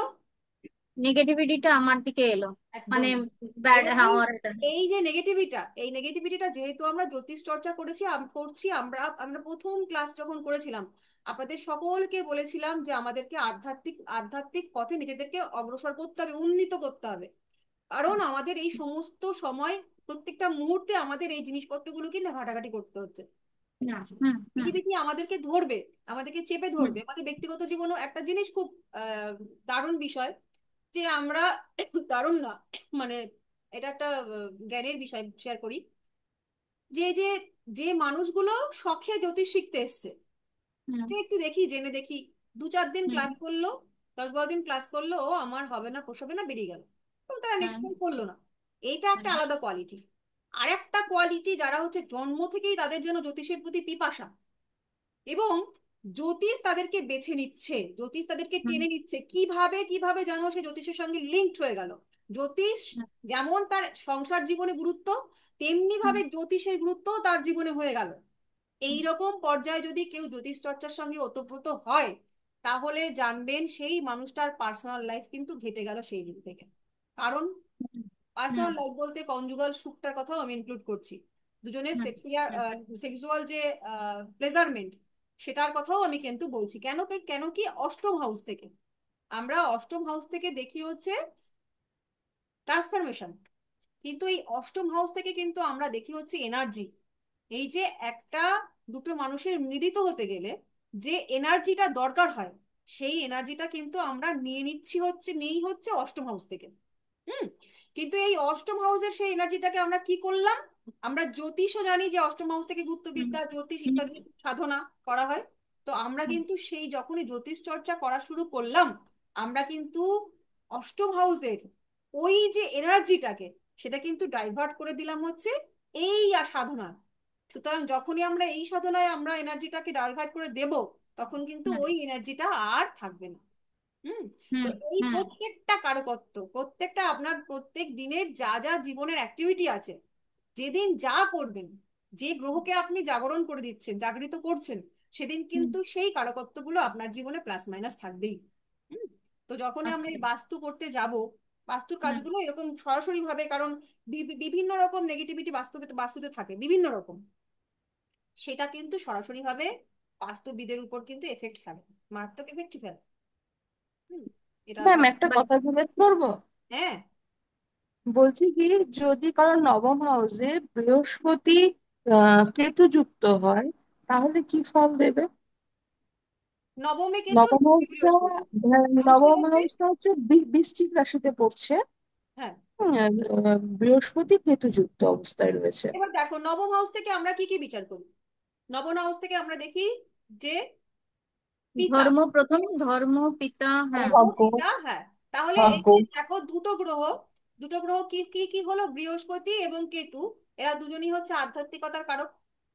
তার মানে এই মানুষটা আধ্যাত্মিক হবে, এটা খুব ভালো। কিন্তু কেতু কি বললাম, কেতু বললাম যে আমরা লগ্ন বিচারে যাচ্ছি না, আমরা শুধু দুটো যোগ নিয়ে আলোচনা করছি, লগ্ন অনুযায়ী ভিন্ন ভিন্ন ফল হয়। শুধু আমরা নবমে এই বৃহস্পতি আর কেতু নিয়ে আলোচনা করছি, তাহলে নবমের কারকত্ব দেখবো, আর এই যে দুটো গ্রহ তার যে কারকত্ব এটার আমরা মেলবন্ধন করাবো। তাহলে কেতু এবং বৃহস্পতি দুজনই হচ্ছে আধ্যাত্মিকতাকে সিগনিফাই করে, তাহলে এই মানুষটা আধ্যাত্মিক হচ্ছে। সঙ্গে হচ্ছে বৃহস্পতি থেকে আমরা কি করি, গুরু দেখি। তাহলে এই কেতু আর বৃহস্পতি, সে কিন্তু বলছে যদি সঠিক গুরু নির্বাচন না হয় বা সঠিক গুরুর সন্ধান কিন্তু সে তার পেতে, বা গুরু বিচ্ছেদ এটাও হতে পারে। সঙ্গে নবম হাউস থেকে পিতৃ বা পিতৃধন, পিতার থেকে আমরা প্রাপ্ত জিনিসপত্র পিতাই ধরবো, এই পিতার থেকে কিন্তু কেতু কি করবে, ডিটাচমেন্ট তৈরি করতে পারে বাবার সঙ্গে। একটা মানুষের, একটা বাচ্চার যে আহ সম্প্রীতির সম্পর্ক থাকে, সেইটা কিন্তু কোনো কারণে ডিটাচড হতে পারে, বাবাকে হারানো হতে পারে, বাবা চলে যেতে পারে অল্প বয়সে, ইত্যাদি গুলোও হয়। অনেক রকম ফল হয়, সেগুলো আমরা আস্তে আস্তে জানবো। এটা মোটামুটি। এবার তারপরে কোন লগ্ন তার কোন রাশিতে গিয়ে পড়ছে, সেই অনুযায়ী কত ডিগ্রি কোন নক্ষত্রকে কানেক্ট করেছে, সেগুলো গিয়ে পরে একটা না, ফলাফল। পিতার সাথে তার খুবই মধুর সম্পর্ক এবং পিতা তাকেই মনে হয় পৃথিবীর সব থেকে বেশি ভালোবাসে। আচ্ছা, বয়স কত তার এনার? তবে বয়স আমি, এবং আমার 14 বছর বয়সে দীক্ষা নিয়েছি, 16 বছর বয়সে আমার গুরু বিচ্ছেদ ঘটেছে। আমার গুরুদেব দেহ যাই রেখেছিলেন। হোক, একটা অ্যাক্টিভিটি হয়ে গেছে তো, গুরু বিচ্ছেদ হ্যাঁ, হ্যাঁ, ঘটেছে, পিতা বেঁচে গেছেন। হ্যাঁ, গুরু গুরু যদি হ্যাঁ। বিচ্ছেদ না হতো তাহলে পিতার সঙ্গে সম্পর্কটা, তবে হুম, হুম, দশা হুম। অন্তর্দশাটাও দেখতে হবে। যদি এই বৃহস্পতির দশা বা কেতুর অন্তর্দশা না আসে, বা কেতুর দশা বা বৃহস্পতির অন্তর্দশা না আসে, তাহলে কিন্তু যোগ অ্যাক্টিভেটেড হয় না, মাথায় রাখতে কেতুর হবে। মহাদশা কেতুর মহাদশাটা চলছিলই, আমার এই জাস্ট ছেড়ে শুক্রের মহাদশায় পড়লাম। তাহলে ওর মধ্যেই যাই হোক একটা ফল পাওয়ার কথা। যে কোনো যোগ জানতে হবে, যোগ আমরা সমস্ত কিছু নিয়েও চার্টে আসতে পারি, কিন্তু যোগ বলে কি হবে আর দশা বলে কখন হবে। যতক্ষণ পর্যন্ত দশাটা না আসছে, তার কিন্তু পূর্ণ ফল বা কুফল কোনোটাই আমরা পাবো না, সামান্য পেতে পারি। যেমন অল্প বয়সে গুরুর সঙ্গে বিচ্ছেদটা হয়েছে, ওটা যেমন হয়ে গেছে। এবার বাকিটা পিতার সঙ্গে হয়নি, কারণ নবমের দশা হয়তো চলেনি, অন্তর্দশায় সেরকম কেউ আসেনি। ঠিক আছে। আচ্ছা। হ্যাঁ, হ্যাঁ, নবমের দশা আমি পাবো না, মানে এ জীবনে পাবো না। বেশ, তাও খুব ভালো কথা। আচ্ছা, কি পড়ছিলাম আমরা, যেন কোন কোথায় ছিলাম? আমরা জননেন্দ্রিয়র পর দুই হাঁটু, রোগ এবং অগ্নি দেবতা। আচ্ছা আচ্ছা, বেশ। এবার আমরা চলে আসবো হচ্ছে দিকগুলো। দিক নিয়ে আমরা প্রত্যেকটা দিকের একজন করে দিকপাল বা অধিপতি আহ, দেবতা থাকেন এবং অধিপতি গ্রহ থাকেন, এগুলো আমরা একটু লিখে নেবো প্রথমে। পূর্ব দিকের আহ দিকপাল দেবতা বা অধিপতি দেবতা হচ্ছে ইন্দ্র।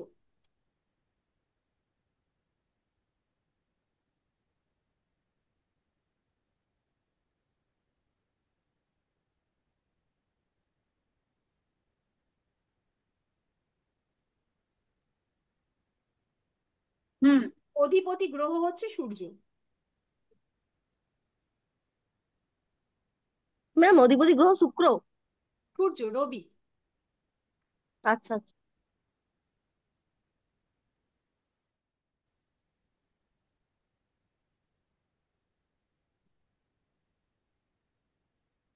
এবার পশ্চিম দিক। পশ্চিম দিকের দিকপাল হচ্ছে বরুণ, অধিপতি হচ্ছেন শনিদেব।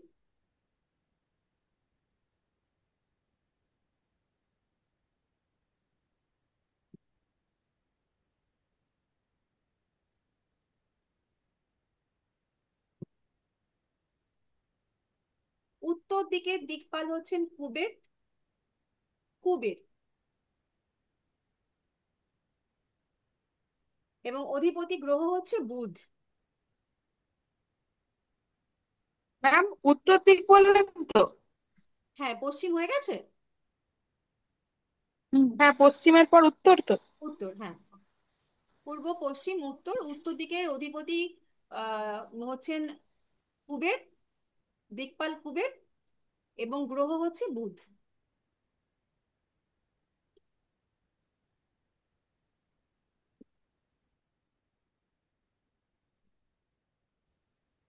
দক্ষিণ দিকের ম্যাম, দিকপাল গ্রহ, অধিপতি গ্রহ। বুধ, মার্কুরি। হুম, হুম। আচ্ছা, দক্ষিণ দিকের অধিপতি হচ্ছে, অধিপতি দিকপাল হচ্ছেন যমরাজ, আর অধিপতি গ্রহ হচ্ছে মঙ্গল।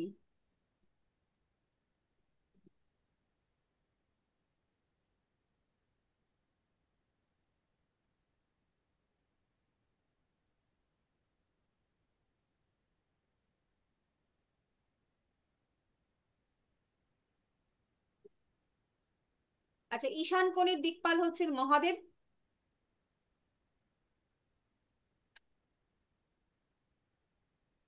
এবং গ্রহ হচ্ছে বৃহস্পতি, কারোর কারোর মতে কেতু। বৃহস্পতি তো বটেই, সঙ্গে কেতু।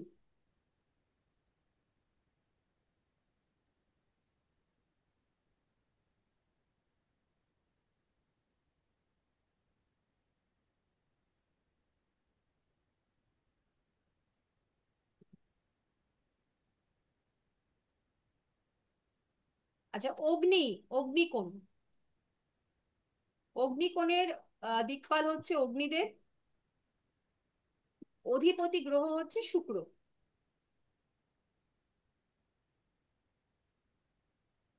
কি বললেন ম্যাম? অগ্নিকোণের দিক? দিকপাল হচ্ছে অগ্নিদেব, আর গ্রহ হচ্ছে শুক্র।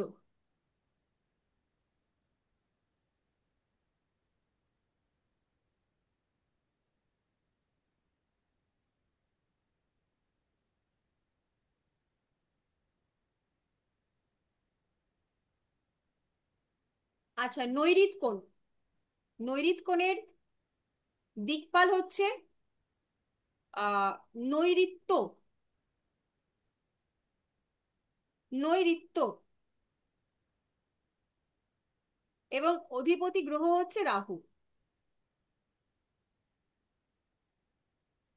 ম্যাম তয় বয়, নৈঋত্য তয় বয়। তয় বয় জফলা।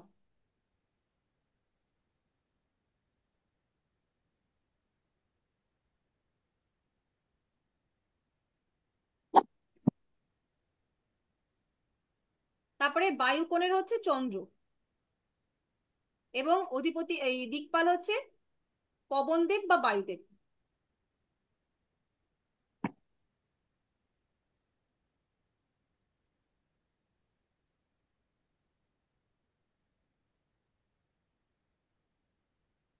ঊর্ধ্ব হচ্ছে ব্রহ্মা, এবং অধ হচ্ছে শেষনাগ।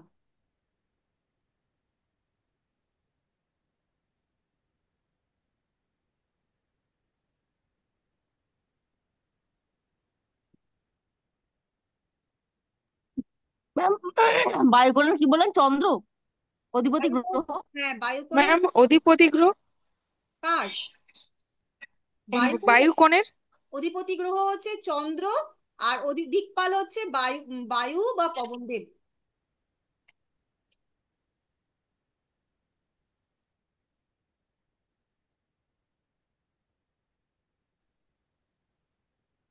ম্যাম ঊর্ধ্ব আর অধর অধিপতি গ্রহ বলেছেন? মানে না, না না, ওর অধিপতি গ্রহ এখনো ওর তো দিকপাল নেই, ও তো দিক হয় না। ওটা হচ্ছে অধিপতি গ্রহ হচ্ছে ব্রহ্মা ঊর্ধ্ব দিকে, আচ্ছা আর নিচের দিকটা অধটা হচ্ছে শেষনাগ। ম্যাম, ঊর্ধ্ব আর অধ কোন জায়গাটাকে বলছেন? মানে উপরে আর ঊর্ধ্ব নিচে, না হচ্ছে আকাশ। জমির প্রথম দিক আর শেষ দিক? না, আচ্ছা আচ্ছা ঊর্ধ্ব হচ্ছে আকাশ, তুমি দাঁড়ালে মাথার উপরে যেটা হচ্ছে সেটা ঊর্ধ্ব, আর পায়ের তলাটা আচ্ছা হচ্ছে অধ, সেটা হচ্ছে আচ্ছা। শেষনাগ। ম্যাম একটা কথা বলবো? হ্যাঁ, বলছি যে ওই যে দিদি ভাইটা বললেন যে বৃহস্পতি আর কেতু আছে, বৃহস্পতি কেতু থাকা মানে বৃহস্পতি থাকার জন্য কি কেতুর ফলন হ্রাস পেয়েছে বা শুভত্ব বৃদ্ধি পেয়েছে? হ্যাঁ, একেবারেই তাই। এই প্রত্যেকটা যোগের আচ্ছা ম্যাম, আর আপনি যে বললেন আছে। যে জন্মগত কেউ, বলো। ম্যাম আপনি যে বললেন যে জন্মগত থাকে অ্যাস্ট্রোলজার, সেটা কি তার চার্ট দেখে বোঝা যাবে তো? হ্যাঁ, তোমাদের প্রত্যেকের জন্মেই সেই কানেকশনটা আছে। যখন শিখবে, যখন যোগগুলো শিখবে, তখন বুঝতে পারবে যে তুমি কেন। তোমার মানে প্রত্যেকের জন্মচাটে একই কানেকশন আছে তা নয়, কিন্তু কি কি কারণে জ্যোতিষ হওয়া হুম যায়, হুম সেই কানেকশন গুলো থাকবে। যেমন ধরো একটা জিনিস বলে রাখছি, যে আমরা জ্যোতিষ থেকে আমরা কি করব, আমরা তো জীবিকা অর্জন করব, মানে আমরা টাকা পয়সা ইনকাম করব। তাহলে টাকা পয়সা ইনকামটা আমরা কোন ঘর থেকে দেখি? দ্বিতীয় নম্বর ঘর থেকে হুম দেখি। এবার যদি দেখা যায় যে অষ্টমপতি, হুম হুম অষ্টমপতি কোন রকম ভাবে দ্বিতীয়কে দৃষ্টি দিচ্ছে, বা দ্বিতীয়র সঙ্গে কানেক্ট করছে। কানেক্ট করা মানে কি? ইঙ্গিত দেওয়া, নির্দেশ দেওয়া, যে এই ইনকামটা কিভাবে হুম হুম হবে না, অষ্টম থেকে হবে। ঠিক আছে, এটা হতে পারে। এবার ধরো কারোর দশমপতি, দশম হুম থেকে আমরা কর্ম দেখি, কারণ ধরো দশমপতি গিয়ে বসেছে হচ্ছে অষ্টম ভাবে, এর দুটো প্রেডিকশন হতে পারে। একটা হচ্ছে স্বাভাবিক প্রেডিকশন, নর্মাল প্রেডিকশন, যে এই অষ্টম থেকে আমরা কি দেখি, দুঃখ, যন্ত্রণা, পীড়া, হতাশা। আর কে গিয়ে বসেছে না, কর্মের পতি গিয়ে বসেছে। তাহলে এখান থেকে প্রথম প্রেডিকশন কি হবে, যে এই লোকটার কর্ম নিয়ে দুঃখ, যন্ত্রণা, হতাশা এই সমস্ত থাকবে, এটা থাকবে। আর একটা কি হতে পারে, তাহলে এই হুম মানুষটা কি করতে হুম পারে, হুম যে আমাদের প্রথম হচ্ছে প্রেডিকশন, ফার্স্টলি হচ্ছে প্রেডিকশন করা, যেটা হতে পারে। দ্বিতীয় হচ্ছে আমাদের সেখান থেকে প্রতিকার বার করা। প্রতিকার মানে হুম শুধুমাত্র যে কবজ, স্টোন এগুলো পরিয়ে দিলাম সেটা তো নয়, আমাদের উদ্দেশ্য হচ্ছে আমরা পথ বার করব। তাহলে পথ, এই লোকটাকে আমি হুম কি পথ বলতে পারি, যে দশমপতি সে তো অষ্টমী গিয়ে বসেছে, অর্থাৎ এর তো কাজ নিয়ে সমস্যা হবেই, সে ডিপ্রেশনে থাকবেই, কাজ নিয়ে সে সন্তুষ্টি পাবে না, কারণ এটা তার হ্যাঁ ম্যাম। জন্মকুণ্ডলী সে এসছে। তাহলে সে কি করতে পারে যাতে এই ডিপ্রেশনটাও কেটে গেল এবং সে ইনকাম করতে পারবে, ভগবান তো একটা বীজ মন্ত্র দিয়ে দিয়েছে ওখানে, সেটাই তো ওই আমাদের এইট চেষ্টা করতে হবে, হাউসেরটাকে অ্যাক্টিভ করতে হবে। হুম অ্যাক্টিভ ওকে, করতে হবে। এই কাজের সঙ্গে এইট থেকে কানেক্ট করে দিতে হবে। মানে আমরা যদি ওখানে এইট এর কাজ করি, এবার এইট এর অনেক রকম কাজ আছে, তোমরা যখন পরে কর্ম নিয়ে পড়বে তখন জানবে যে এইট থেকে আমরা গুপ্ত বিদ্যা দেখতে পারি, এইট থেকে আমরা মর্গের বিদ্যা, মর্গে যে চাকরি হয় সেটা দেখতে পারি, জীবন বীমা রিসার্চ। মাইনিং। এরকম দেখতে পারি, এইট থেকে আমরা দেখতে পারি লাইফ ইন্স্যুরেন্সের কাজ, এইট থেকে দেখতে পারি আমরা, মানে এরকম প্রচুর। হ্যাঁ, তোমার যারা কিনা ম্যাম আইটি সার্জেনও তো করে, হয়। কি আছে, রিসার্চও তো হয় ম্যাম। হ্যাঁ। তো এই সমস্ত জায়গাগুলো আমাদেরকে খুঁজে বার করতে হবে। তো এইরকম ভাবে নির্দেশ থাকে প্রত্যেকের চার্টে, যে কিভাবে কেন আমরা জ্যোতিষ চর্চা করছি, এই কানেকশন গুলো আমরা খুঁজে পাবো যখন আমরা পার্টিকুলার চার্ট গুলো আলোচনা করবো এরপরে, তখন সবার চার্টটা নিয়েই কম বেশি এক একদিন আলোচনা হবে, অসুবিধা নেই, তখন আমরা খুঁজবো, সকলে মিলে খুঁজবো যে কি আছে এর মধ্যে। ঠিক আছে। ম্যাম আপনি বললেন দশমপতি অষ্টম স্থানে, হুম। অষ্টমপতি দশমে বসলে কি হবে? খানিকটা একই রকম, তবে একটু বেশি কষ্ট, মানে ওটার থেকে অষ্টমপতি যখন গিয়ে দশমে বসবে তখন কষ্টটা একটু বেশি হবে। ম্যাম যদি কনজাংশন হয়ে যায়, যদি কেমন দুটো কষ্ট? গ্রহণ বাস্তু থেকে তো চলে যাচ্ছি, এবার তো চলে গেলাম দশম হ্যাঁ, স্থানে। হ্যাঁ, বাস্তুটা শেষ করি, পরীক্ষা দুদিন পরে। হ্যাঁ। হ্যাঁ ম্যাম, হ্যাঁ ম্যাম, না, হ্যাঁ বাস্তু হ্যাঁ কি হ্যাঁ। আজকে শেষ হবে? আজকে আমি চেষ্টা করছি এটা দিয়ে শেষ করে দেওয়ার, তোমাদের তো এখানে কারণ দেখতে এই পাচ্ছ। যে এক্সাম ডেট পড়ে গেল 3 তারিখে, আমার মনে হয় আমাদের সময় লাগবে, কারণ বাস্তু আজকে শেষ হবে না ম্যাম। আমরা অন্য আলোচনা ব- কিছু করার নেই, আমরাও তো ছেলে না না, যতটুকু আমি তোমার যা সিলেবাসে আছে, আমার এখনো পর্যন্ত আধ ঘন্টা টাইমের মধ্যে আজকে আমার শুধু দিক পড়িয়ে দেওয়ার কথা, তোমাদের ফার্স্ট সিলেবাসে শুধুমাত্র হুম। বাস্তব দিক পড়ানোর কথা আমার হয়ে যাবে, তোমরা যদি একটু আচ্ছা, ঠিক থাকো আমি শেষ করে দিতে পারবো, ঠিক আচ্ছা আছে। ম্যাম, ঠিক একদম। আছে। হুম ঠিক হুম আছে। হুম। ম্যাম, ম্যাম বলছি এক্সামের কপিগুলো কি বাড়িতে চলে আসবে? উত্তরপত্র চলে যাবে তো, যে যে যেটা এই খাতাটায় লিখবে সেটা ম্যাম আমরা, কতদিন লাগবে আসতে? চুপ, সব গ্রুপে আলোচনা হবে, আগে লেখো যেগুলো বলছি। হুম, হুম, হুম, হুম। পূর্ব দিক দিয়ে লিখি, পূর্ব দিকের স্বামী হচ্ছে ইন্দ্র, আমরা জানলাম না, বলিনি, বলেছি ইন্দ্র, এবং এর অস্ত্র হচ্ছে বজ্র, এটি কালপুরুষের মুখমণ্ডল। তো আমরা পূর্ব দিক সম্পর্কে সবাই জানি, পূর্ব দিক হচ্ছে বাস্তুর মধ্যে অন্যতম একটি দিক, এখান থেকে সূর্যোদয় হয়, সূর্যোদয়ের দিক এটি, এবং যখনই সূর্যোদয় হচ্ছে সেই সময়টায় কিন্তু পূর্ব দিক বিশেষভাবে অ্যাক্টিভ হয়ে যায়। তো সেই কারণে পূর্ব দিকটা বাস্তুতে সব সময় হচ্ছে খোলামেলা রাখতে হবে। ভারী দেওয়াল বা বন্ধকর অবস্থা, বা এখান থেকে কোনো রকম জানালা দরজা নেই, এরকম যদি কারোর বাস্তু পরিস্থিতি থাকে, তাহলে কিন্তু সেই ক্ষেত্রে কি হবে, ওই বাড়িতে রোগ ব্যাধি সেগুলোর কিন্তু পরিমাণ অনেক বেশি হবে, এবং অর্থ সম্পত্তির হানিও কিন্তু দেখতে পাওয়া যায়। তাহলে যেটা করতে হবে সেটা হচ্ছে পূর্ব দিকে যথাসম্ভব খোলামেলা রাখতে হবে, অর্থাৎ জানলা দরজা ওটা রাখা আবশ্যিক, এবং যাতে সূর্যের আলো প্রবেশ করতে পারে সেই ব্যবস্থার যত রকম ব্যবস্থা হয়, অর্থাৎ যদি বাড়িটা একটু বেশি গাছগাছালি পূর্ণ হয়, তাহলে একটু গাছ কেটে দেওয়া, পরিষ্কার রাখা, পূর্ব দিকে আবর্জনা ইত্যাদি নোংরা না রাখা, এই সবগুলো কিন্তু আমাদের খেয়াল রাখতে হবে। পূর্বমুখী দরজা জানলা, বা লিখে নিয়ে আমরা যে কি কি করব, সেটা হচ্ছে পূর্বমুখী দরজা জানলা আমরা রাখবো, বা যদি কোনো বাড়িতে গিয়ে দেখি আমরা পূর্বমুখী দরজা জানলা আছে, তাহলে ওটা একটা পজিটিভ সাইন। যদি না থাকে তাহলে এখান থেকে একটা রেমেডি হবে, যে এই প্রতিকার হবে, সরি, প্রেডিকশন হবে, যে এই বাড়ির মানুষজনগুলো কিন্তু তুলনামূলকভাবে অসুস্থ, বা এদের রোগ প্রতিরোধ ক্ষমতা কিন্তু কম, এদের টাকা পয়সার কিন্তু হানি দেখতে পাওয়া যায়। এবং যাদের পূর্ব দিকের বাড়ির দেওয়াল, বাড়ির দেওয়ালগুলো ফাটা ফাটা থাকে, সেই ক্ষেত্রে কিন্তু গৃহস্বামীর, বিশেষ করে বাড়ির পুরুষের অসুস্থ হওয়ার যোগ কিন্তু তুলনামূলকভাবে বেশি। আচ্ছা, স্নানঘর পূর্ব দিকে ভালো নয়, বাথরুম বা স্নানঘর এটা পূর্ব দিকে রাখা যাবে না। পূর্ব দিকে কোনো রকম আবর্জনা, নোংরা, ঢিবি ইত্যাদি করে রাখা যাবে না। যাদের যাদের বাড়ির মধ্যে এই সমস্ত সমস্যা আছে, আজকে দিনের পর সেগুলো ইমিডিয়েট কারেকশন করে নিও। পূর্ব দিকে যদি এরকম নোংরা, পাথরের ঢিবি, বা অনেক সময় হয় আমাদের বাড়িতে কাজকর্ম হলে পরে কিছু ইট পাট সেগুলো আমরা ঢিবি করে রেখে দিই, এই ধরনের জিনিসপত্র যদি থাকে, সেক্ষেত্রে কিন্তু ধন এবং সন্তান, সম্পদ এবং সন্তান দুটোরই কিন্তু ক্ষতিকর অবস্থা ইন্ডিকেট করে। এবং যাদের পূর্বমুখী বাড়ি তাদের ক্ষেত্রে যে ওয়াল দেওয়া হয়, পাঁচিল, সেই পাঁচিলটা কিন্তু বেশি উঁচু করা যাবে না।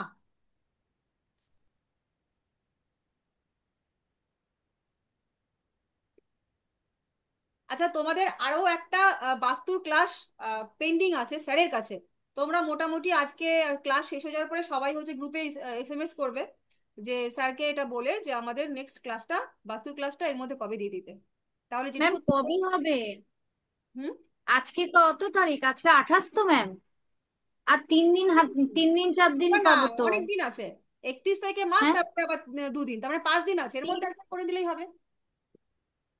চাপ নেই, চাপ। পড়াশোনা করবো না, ওইরকম ভাবে এক্সাম না দেবো না, তিন আজকে তারিখে আমাদের ফার্স্ট সিলেবাসের মধ্যে যা যা থাকার কথা, আজ আমাদের সেটা শেষ হয়ে যাবে। হুম। তারপরেও আমি আজকে শেষ করেই তোমাদের ছাড়বো, তাতে যদি 10টা বাজে আমি আছি, অসুবিধা নেই। আর তারপরেও যদি কিছু বাকি থেকে থাকে, সেটা স্যার আর একদিন করলে পরে কমপ্লিট হয়ে যাবে। মানে স্যারের তো বাস্তুর ক্লাস হলো না তোমাদের। আচ্ছা, পশ্চিম, পশ্চিম দিকে লিখবো, এটা হচ্ছে কালপুরুষের পেট। ম্যাম জলের ট্যাপ করা যাবে বললেন তো না পূর্ব দিকে? হ্যাঁ, হ্যাঁ। পূর্ব দিকে জল করা যাবে না, পূর্ব দিকে জলের স্থান নয়, জল রাখতে হবে ঈশানে। বাথরুম টাথরুম রাখা যাবে না, স্নানাগার রাখা যাবে না। জল ঈশান করে রাখা যাবে তাই তো, জলের ট্যাপ ট্যাপ? আমি আসছি ঈশান কোণে, তুমি আগে পূর্বে থাকো। আচ্ছা আচ্ছা ঠিক আছে। যাবে না। হুম। পশ্চিমে লেখো কালপুরুষের পেট, গুপ্তাঙ্গ, প্রজনন অঙ্গ। আর এগুলোর সিগনিফিকেশন তো আগেই বললাম, যে প্রভু হচ্ছে বরুণ এবং চন্দ্রদেব, সেটা আগে বলে দিয়েছি। আচ্ছা, গৃহের প্রধান দরজা যদি পশ্চিমমুখী হয়, সেক্ষেত্রে আহ এখানেও দেখবো যে গৃহস্বামীর কিন্তু অসুস্থ হওয়ার যোগ রয়েছে, এটা শুভ নয়। কারোর বাড়ির যদি প্রধান দরজা পশ্চিমমুখী হয়, সেটা অশুভ। পশ্চিম দিকে যদি রান্নাঘর হয়, পশ্চিম দিকে ফিরে রান্নাঘর যদি হয়, এই ক্ষেত্রে দেখা যায় বাড়িতে প্রচুর পরিমাণে আত্মীয় স্বজনের সমাগম, মানে রান্নাটা বেশি করা হয়, এরকম হয়, আত্মীয় স্বজনের সমাগম হয়। আর হচ্ছে রান্নাঘরের যত পরিমাণ এদের অর্থ ইনকাম যাই হোক না কেন, সঠিক জায়গায় কিন্তু সেই অর্থের প্রয়োগটা হয় না পশ্চিম দিকে রান্নাঘর হলে। এবং পশ্চিম দিকে রান্নাঘর হলে গৃহকর্ত্রী যে, তার কিন্তু কোমরের নিচের অংশ, কোমর এবং তার নিচের অংশে কিন্তু ব্যথা বেদনা দেখতে পাওয়া যায়, ব্যথার সমস্যা।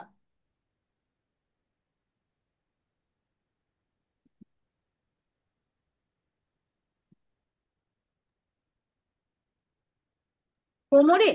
কোমর থেকে কোমরের নিচে।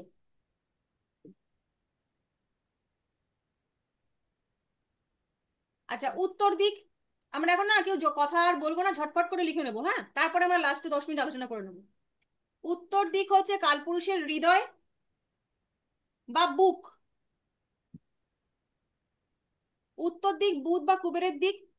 উত্তর দিক থেকে অর্থ আগমনটাকে দেখায়। তার জন্য বাড়িতে আলমারি বা যে সমস্ত তেজারতি জিনিসপত্র আমরা রাখি, সম্পদ ইত্যাদি, সেগুলো হচ্ছে উত্তরমুখী করে রাখতে হয়। যদি বাড়িতে কোনো রকম বাড়িতে যে আলমারি আছে যেখানে আমরা সম্পদ রাখি, সেটা পয়সা হোক কিংবা স্বর্ণালংকার ইত্যাদি যেগুলো মানে মূল্যবান, সেগুলো তার উত্তর দিকে রাখতে হবে। আর যদি আমাদের আলমারি ইত্যাদি রাখতে হয়, তাহলে সেটা হচ্ছে এমন জায়গাতে প্লেস করব যার মুখটা উত্তর দিকে হবে, অর্থাৎ দক্ষিণের দিকটাই পেছন থাকবে। উত্তর দিকে যদি ভাঙাচোরা বা ফাটল দেখতে পাওয়া যায়, সেক্ষেত্রে ওই বাড়ির যে মানুষটা অর্থাৎ কর্তা, তার কিন্তু নারী ঘটিত সমস্যা দেখতে পাওয়া যায়, চরিত্রের অবনতি হতে দেখতে পাওয়া যায়।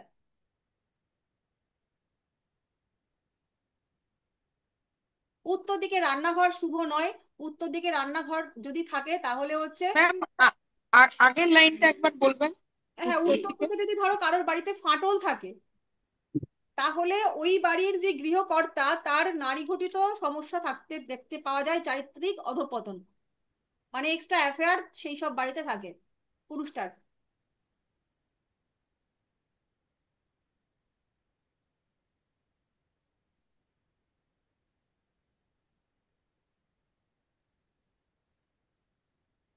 আচ্ছা, উত্তর দিকের রান্নাঘর ভালো নয়, বাড়িতে ঝগড়া অশান্তি কলহ লেগে থাকে।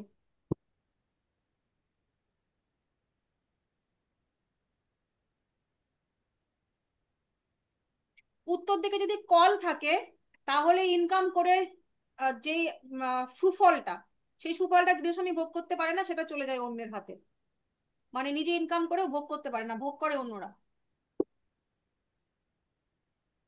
উত্তর দিকে কি থাকলে? কল, কল, জল।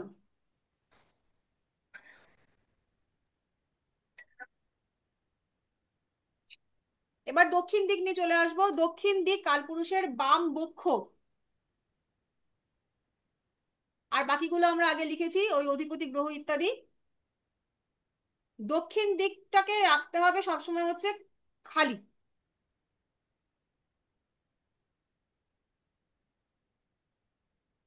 দক্ষিণ দিকেও রান্না করাটা শুভ নয়, এটা যমের দিক বলা হয়, শরীর স্বাস্থ্যের অবনতি দেখতে পাওয়া যায়। দক্ষিণে যদি কোনো রকম ফাটল থাকে, জলকূপ থাকে, কুয়ো থাকে, তাহলে বা আবর্জনা থাকে, গুদাম থাকে, নোংরা জিনিসপত্র থাকে, সেক্ষেত্রে দেখতে পাওয়া যায় যে ওই বাড়ির মানুষজন তো অসুস্থ হবে, সঙ্গে সুইসাইডিয়াল টেন্ডেন্সিও দেখতে পাওয়া যায় এই বাড়ির লোকজনদের।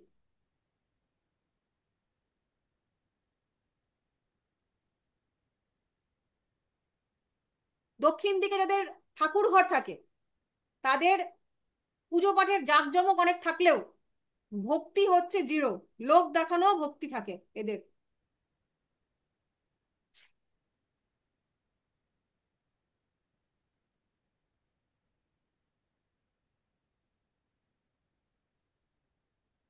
হয়েছে দক্ষিণ অব্দি? এবার ঈশান কোণে চলে যাব। ঈশান কোণের ঈশান কোণ হচ্ছে দক্ষিণ, কালপুরুষের দক্ষিণ বাহু আর দক্ষিণ চোখ। এখানে মহাদেবের অবস্থান আগেই বলেছি, মহাদেবের আর একটা নাম হচ্ছে ঈশান, তাই এই কোণটার নামও হচ্ছে ঈশান। ম্যাম দক্ষিণ বাহু, কালপুরুষের দক্ষিণ বাহু আর দক্ষিণ চোখ। বাহু, দক্ষিণ বাহু, হ্যাঁ, দক্ষিণ বাহু দক্ষিণ চোখ।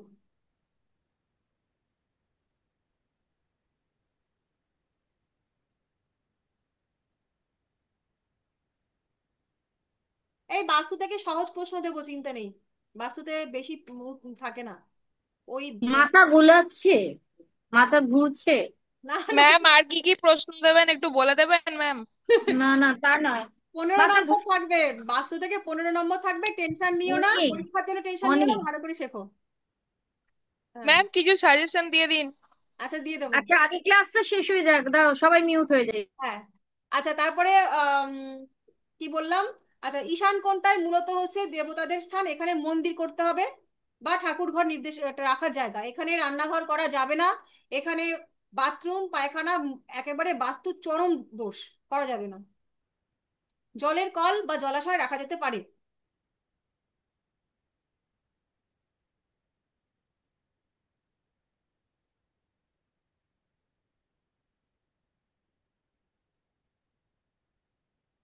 এরপর বায়ুকোণে চলে যাব।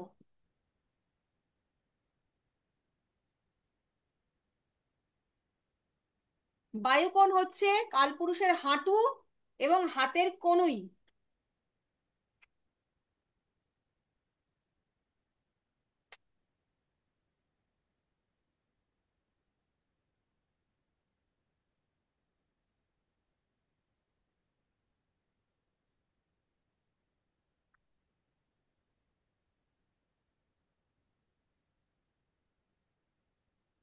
বায়ুকোণটা মূলত ফাঁকা রাখতে হবে, হালকা রাখতে হবে,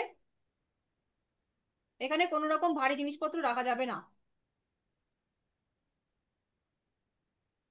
বায়ুকোণে যদি কোনো রকম বেডরুম থাকে, বায়ুকোণের বেডরুমদের বেডরুমে মানুষজন শুলে তাদের মোটামুটি সর্দি, কাশি, ব্রঙ্কাইটিস, অ্যালার্জির সমস্যা এগুলো থাকে।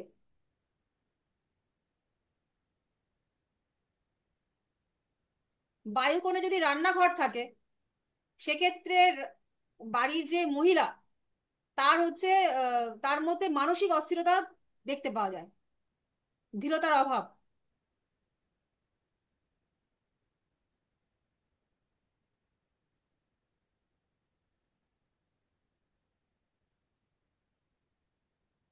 বায়ুকোণে ইয়ে বাথরুম করা যেতে পারে, কিন্তু বায়ুকোণের দিকটাই হচ্ছে যেটা আমাদের ওই কোমোড বা যেটা আমরা ওই করি সেটা করা যায়, সেটা আর কি রাখা যাবে না, তাহলে আবার সুখ শান্তি ঝামেলা অশান্তি, এই সুখ শান্তির বিঘ্ন এবং ঝামেলা অশান্তি পরিবারে থাকে। মানে যখন আমরা বাথরুম করব যদি আহ, আহ, বায়ুকোণটার দিকে করি তাহলে কোণটা ছেড়ে কোমরটা এদিকে করতে হবে আর কি, বায়ুকোণের দিকে করা যাবে না।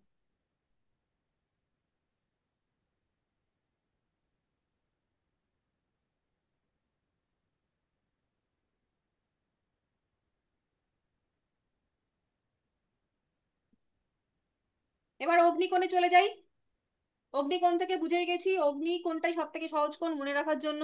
অগ্নিকোণ হচ্ছে অগ্নি তত্ত্বের কোণ। অগ্নিকোণ হচ্ছে কালপুরুষের বাম হস্ত এবং বাম নেত্র।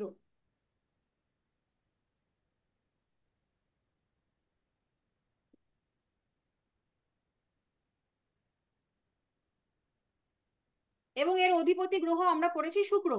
শুক্র কি কি রিলেট করে? শুক্র রিলেট করে হচ্ছে সম্পদ, সুখ, সমৃদ্ধি। তো এই যে অগ্নিকোণ, বাড়ির অগ্নিকোণ থেকে কিন্তু সুখ, সমৃদ্ধি এবং সম্পদের আগমন হয়।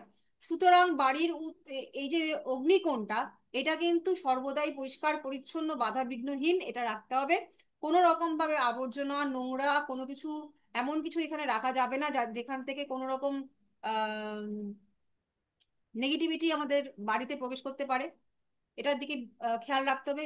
আবার যেটা আমি ঈশান কোণের ক্ষেত্রেও বলা হয়নি, ঈশান কোণ, ঈশান কোণটা হচ্ছে বাড়ির এমন একটা জায়গা যেখানে সকালবেলায় যখন সূর্য উদয় হচ্ছে, সূর্য উদয় হলে পরে সূর্য উদয়ের সঙ্গে সঙ্গে সূর্যের যে প্রথম কিরণটা সেটা হচ্ছে বাড়ির ঈশান কোণেতে পড়ে, এবং সেখান থেকেই যে জানলাগুলো থাকে বা যে খোলা জায়গাগুলো থাকে যেখান থেকে ঘরের মধ্যে হচ্ছে আম, সূর্যের কিরণটা প্রবেশ করতে পারে, সেটা কিন্তু প্রথম ওই ঈশান কোণের মাধ্যমে প্রবেশ করে। আর মানে সূর্যালোকের মধ্যে যে ইউভি রশ্মিটা থাকে, যেটা একটা অতিরিক্ত মাত্রা হয়ে গেলে ক্ষতিকর হয়, কিন্তু ইউভি রশ্মির মধ্যেও কিন্তু ক্যালসিয়াম হাড় গঠনে সহায়তা থাকে, সহায়তা করার ক্ষমতা থাকে। তো ওই যে ভিটামিন ডি তৈরি করাতে যে সহায়তাটা, সেটা কিন্তু ওই রশ্মিটাই, মানে সকালের ওই রশ্মিটাতেই থাকে, এবং সেটা কিন্তু ওই ঈশান কোণ থেকেই সরাসরি ভাবে আমাদের বাড়িতে প্রবেশ করে। তো ঈশান কোণে যদি কোনো রকম আবর্জনা, কোনো রকম নোংরা ইত্যাদি আবর্জিত থাকে, তাহলে ওই যে নোংরা আবর্জনা সেখান থেকেও একটা নির্দিষ্ট যে জিনিসপত্রগুলো ওখানে আবর্জিত হয়ে রয়েছে তার তার মাধ্যমেও কিছু কিন্তু ওখানে ক্ষতিকর গ্যাস উৎপন্ন হতে পারে। সেই ক্ষতিকর গ্যাসের উপর যদি ইউভি রশ্মিটা পড়ে তাহলে কিন্তু ওই যে ইউভি রশ্মির যে পজিটিভিটি দেওয়ার ক্ষমতা ছিল সেই ক্ষমতাটা আর থাকে না।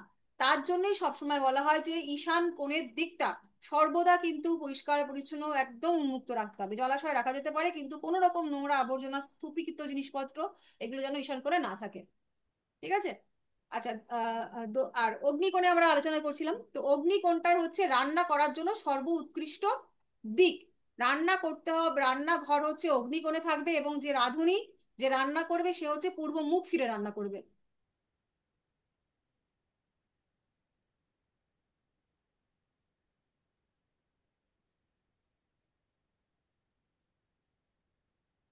এবং যে কোনো বৈদ্যুতিক জিনিসপত্র, যে ধরনের রান্নায় আমরা যে ধরনের গেজেট গুলো ব্যবহার করে থাকি, মাইক্রোওভেন বা ইন্ডাকশন বা গ্যাস চুল্লি, এই সমস্ত কিছুই কিন্তু আমরা এখানে এই অগ্নিকোণটাতে প্লেস করতে পারি বা ওখানেই করব, তাহলে মানে অগ্নিকোণটা অ্যাক্টিভেটেড হবে।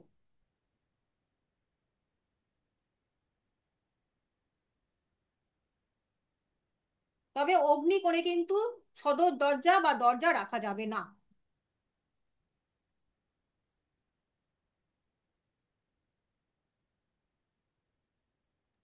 হ্যাঁ, হ্যাঁ। আজকাল যে ফ্ল্যাট বাড়িগুলো যে তৈরি করা হয় ওখানে তো কোনো মানে বাবা মা থাকে না, দরজা জানলা এই কিছু মানে শুনতে পেলাম যে না, একটা কিচ্ছু শুনতে পেলাম না। আমি বলছি আচ্ছা, যে পরে আ- শুনছি, পরে শুনছি, আগে নৈরিতটা আমরা আরেকটা দিক আছে এটা করে নিই, তারপরে আমি আলোচনায় আসছি।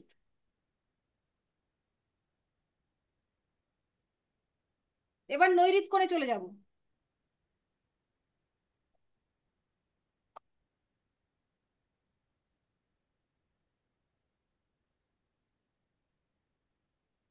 নৈরিত কোণ হচ্ছে কালপুরুষের দুটো হাঁটু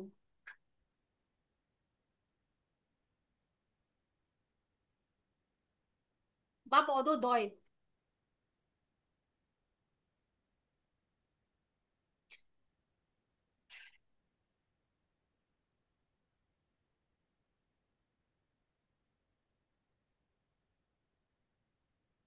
বাহ, সুন্দর হয়েছে। না, আচ্ছা, আহ নৈরিত কোণটা সবসময় হচ্ছে মানে ভারী রাখতে হবে। নৈরিত কোণটা কিন্তু হালকা রাখা যাবে না। তো যত রকম ভারী জিনিসপত্র আমাদের বাড়িতে আছে সেই সমস্ত ভারী জিনিসপত্র কিন্তু নৈরিত করে রাখতে হবে। নৈরিত কোণটা যদি হালকা থাকে তাহলে কিন্তু গৃহস্বামীর পকেটও হালকা থাকবে।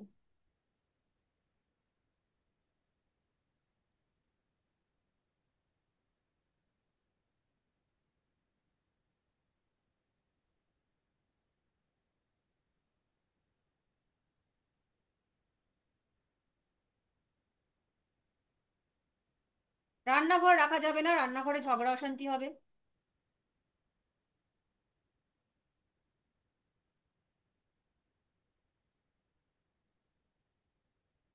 এবং এখানে কোনো রকম জলাধারও রাখা যাবে না।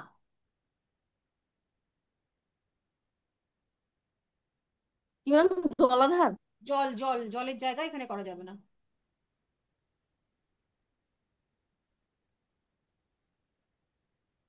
সিঁড়ি যদি বলো তাহলে সিঁড়ির জন্য উপযুক্ত জায়গা হচ্ছে দক্ষিণ অথবা নৈঋত।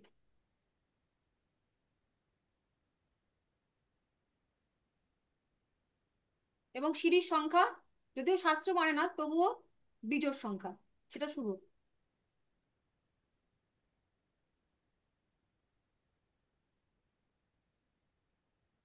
এবার আমাদের 10 দিক কমপ্লিট। এবার কি প্রশ্ন কার আছে বলে ফেলো। আর এই যে ম্যাম ঊর্ধ্ব আমি আছে আর অধ আছে বলতেছিলাম ওটা আমাদের বাস্তুতে লাগে না। হ্যাঁ বলো। যে বর্তমানে যে ফ্ল্যাট গুলো বিভিন্ন জায়গায় তৈরি করা হয় হুম। ওখানে অনেক সময় মানে আপনি যে দিকগুলো কথা বললেন ওগুলো তো অনেক সময় নাও থাকতে পারে। না, দিক তো থাকবেই, সব কটা দিক থাকবে, ঊর্ধ্ব আর অধ এ দুটো বাস্তুতে থাকবে না। বাকি সব কটা দিক তুমি পাবে। কিভাবে পাবে?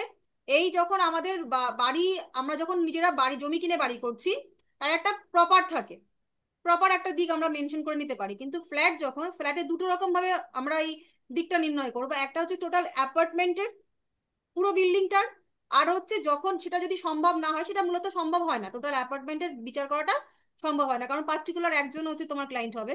সেই ক্ষেত্রে ওই ব্যক্তি যেখানটাতে যে ফ্ল্যাটটাতে থাকছে, এটা 1 BHK হোক, 2 BHK হোক, 3rd BHK হোক, যেটাই হোক না কেন, তার একটা পরিসংখ্যান থাকে, তাদের যে ব্লু প্রিন্টটা থাকে তার মধ্যে মাপটা দেওয়া থাকে, কত কত ফুট দৈর্ঘ্য, কত ফুট প্রস্থ ইত্যাদি মাপগুলো থাকে। সেটা দেখে তোমাকে আগে ব্রহ্মস্থানটা নির্ণয় করতে হবে। সেই ব্রহ্মস্থানে তুমি কম্পাস যদি রাখো তাহলে এই প্রত্যেকটা দিকই, যে কটা তোমাদের পড়ালাম 8খানা দিক, তুমি ডিফাইন করতে পারবে। ঠিক আছে? এবং সেই অনুযায়ী ম্যাম, কিন্তু তোমার সমস্ত প্রতিকারগুলো হবে। হ্যাঁ বলো। ম্যাম বলছি নৈরিত কোণে কি বলে জলাধার রাখা যাবে না, তাই না তো? না না। ম্যাম এক্সামের টাইমিংটা কি হবে? 5 ঘন্টা দিয়ে দেবো, যতক্ষণ লিখে পারো। না মানে কটা থেকে স্টার্ট, মানে সেই মতো তো আবার 10টা বসতে থেকে। হবে বাবা।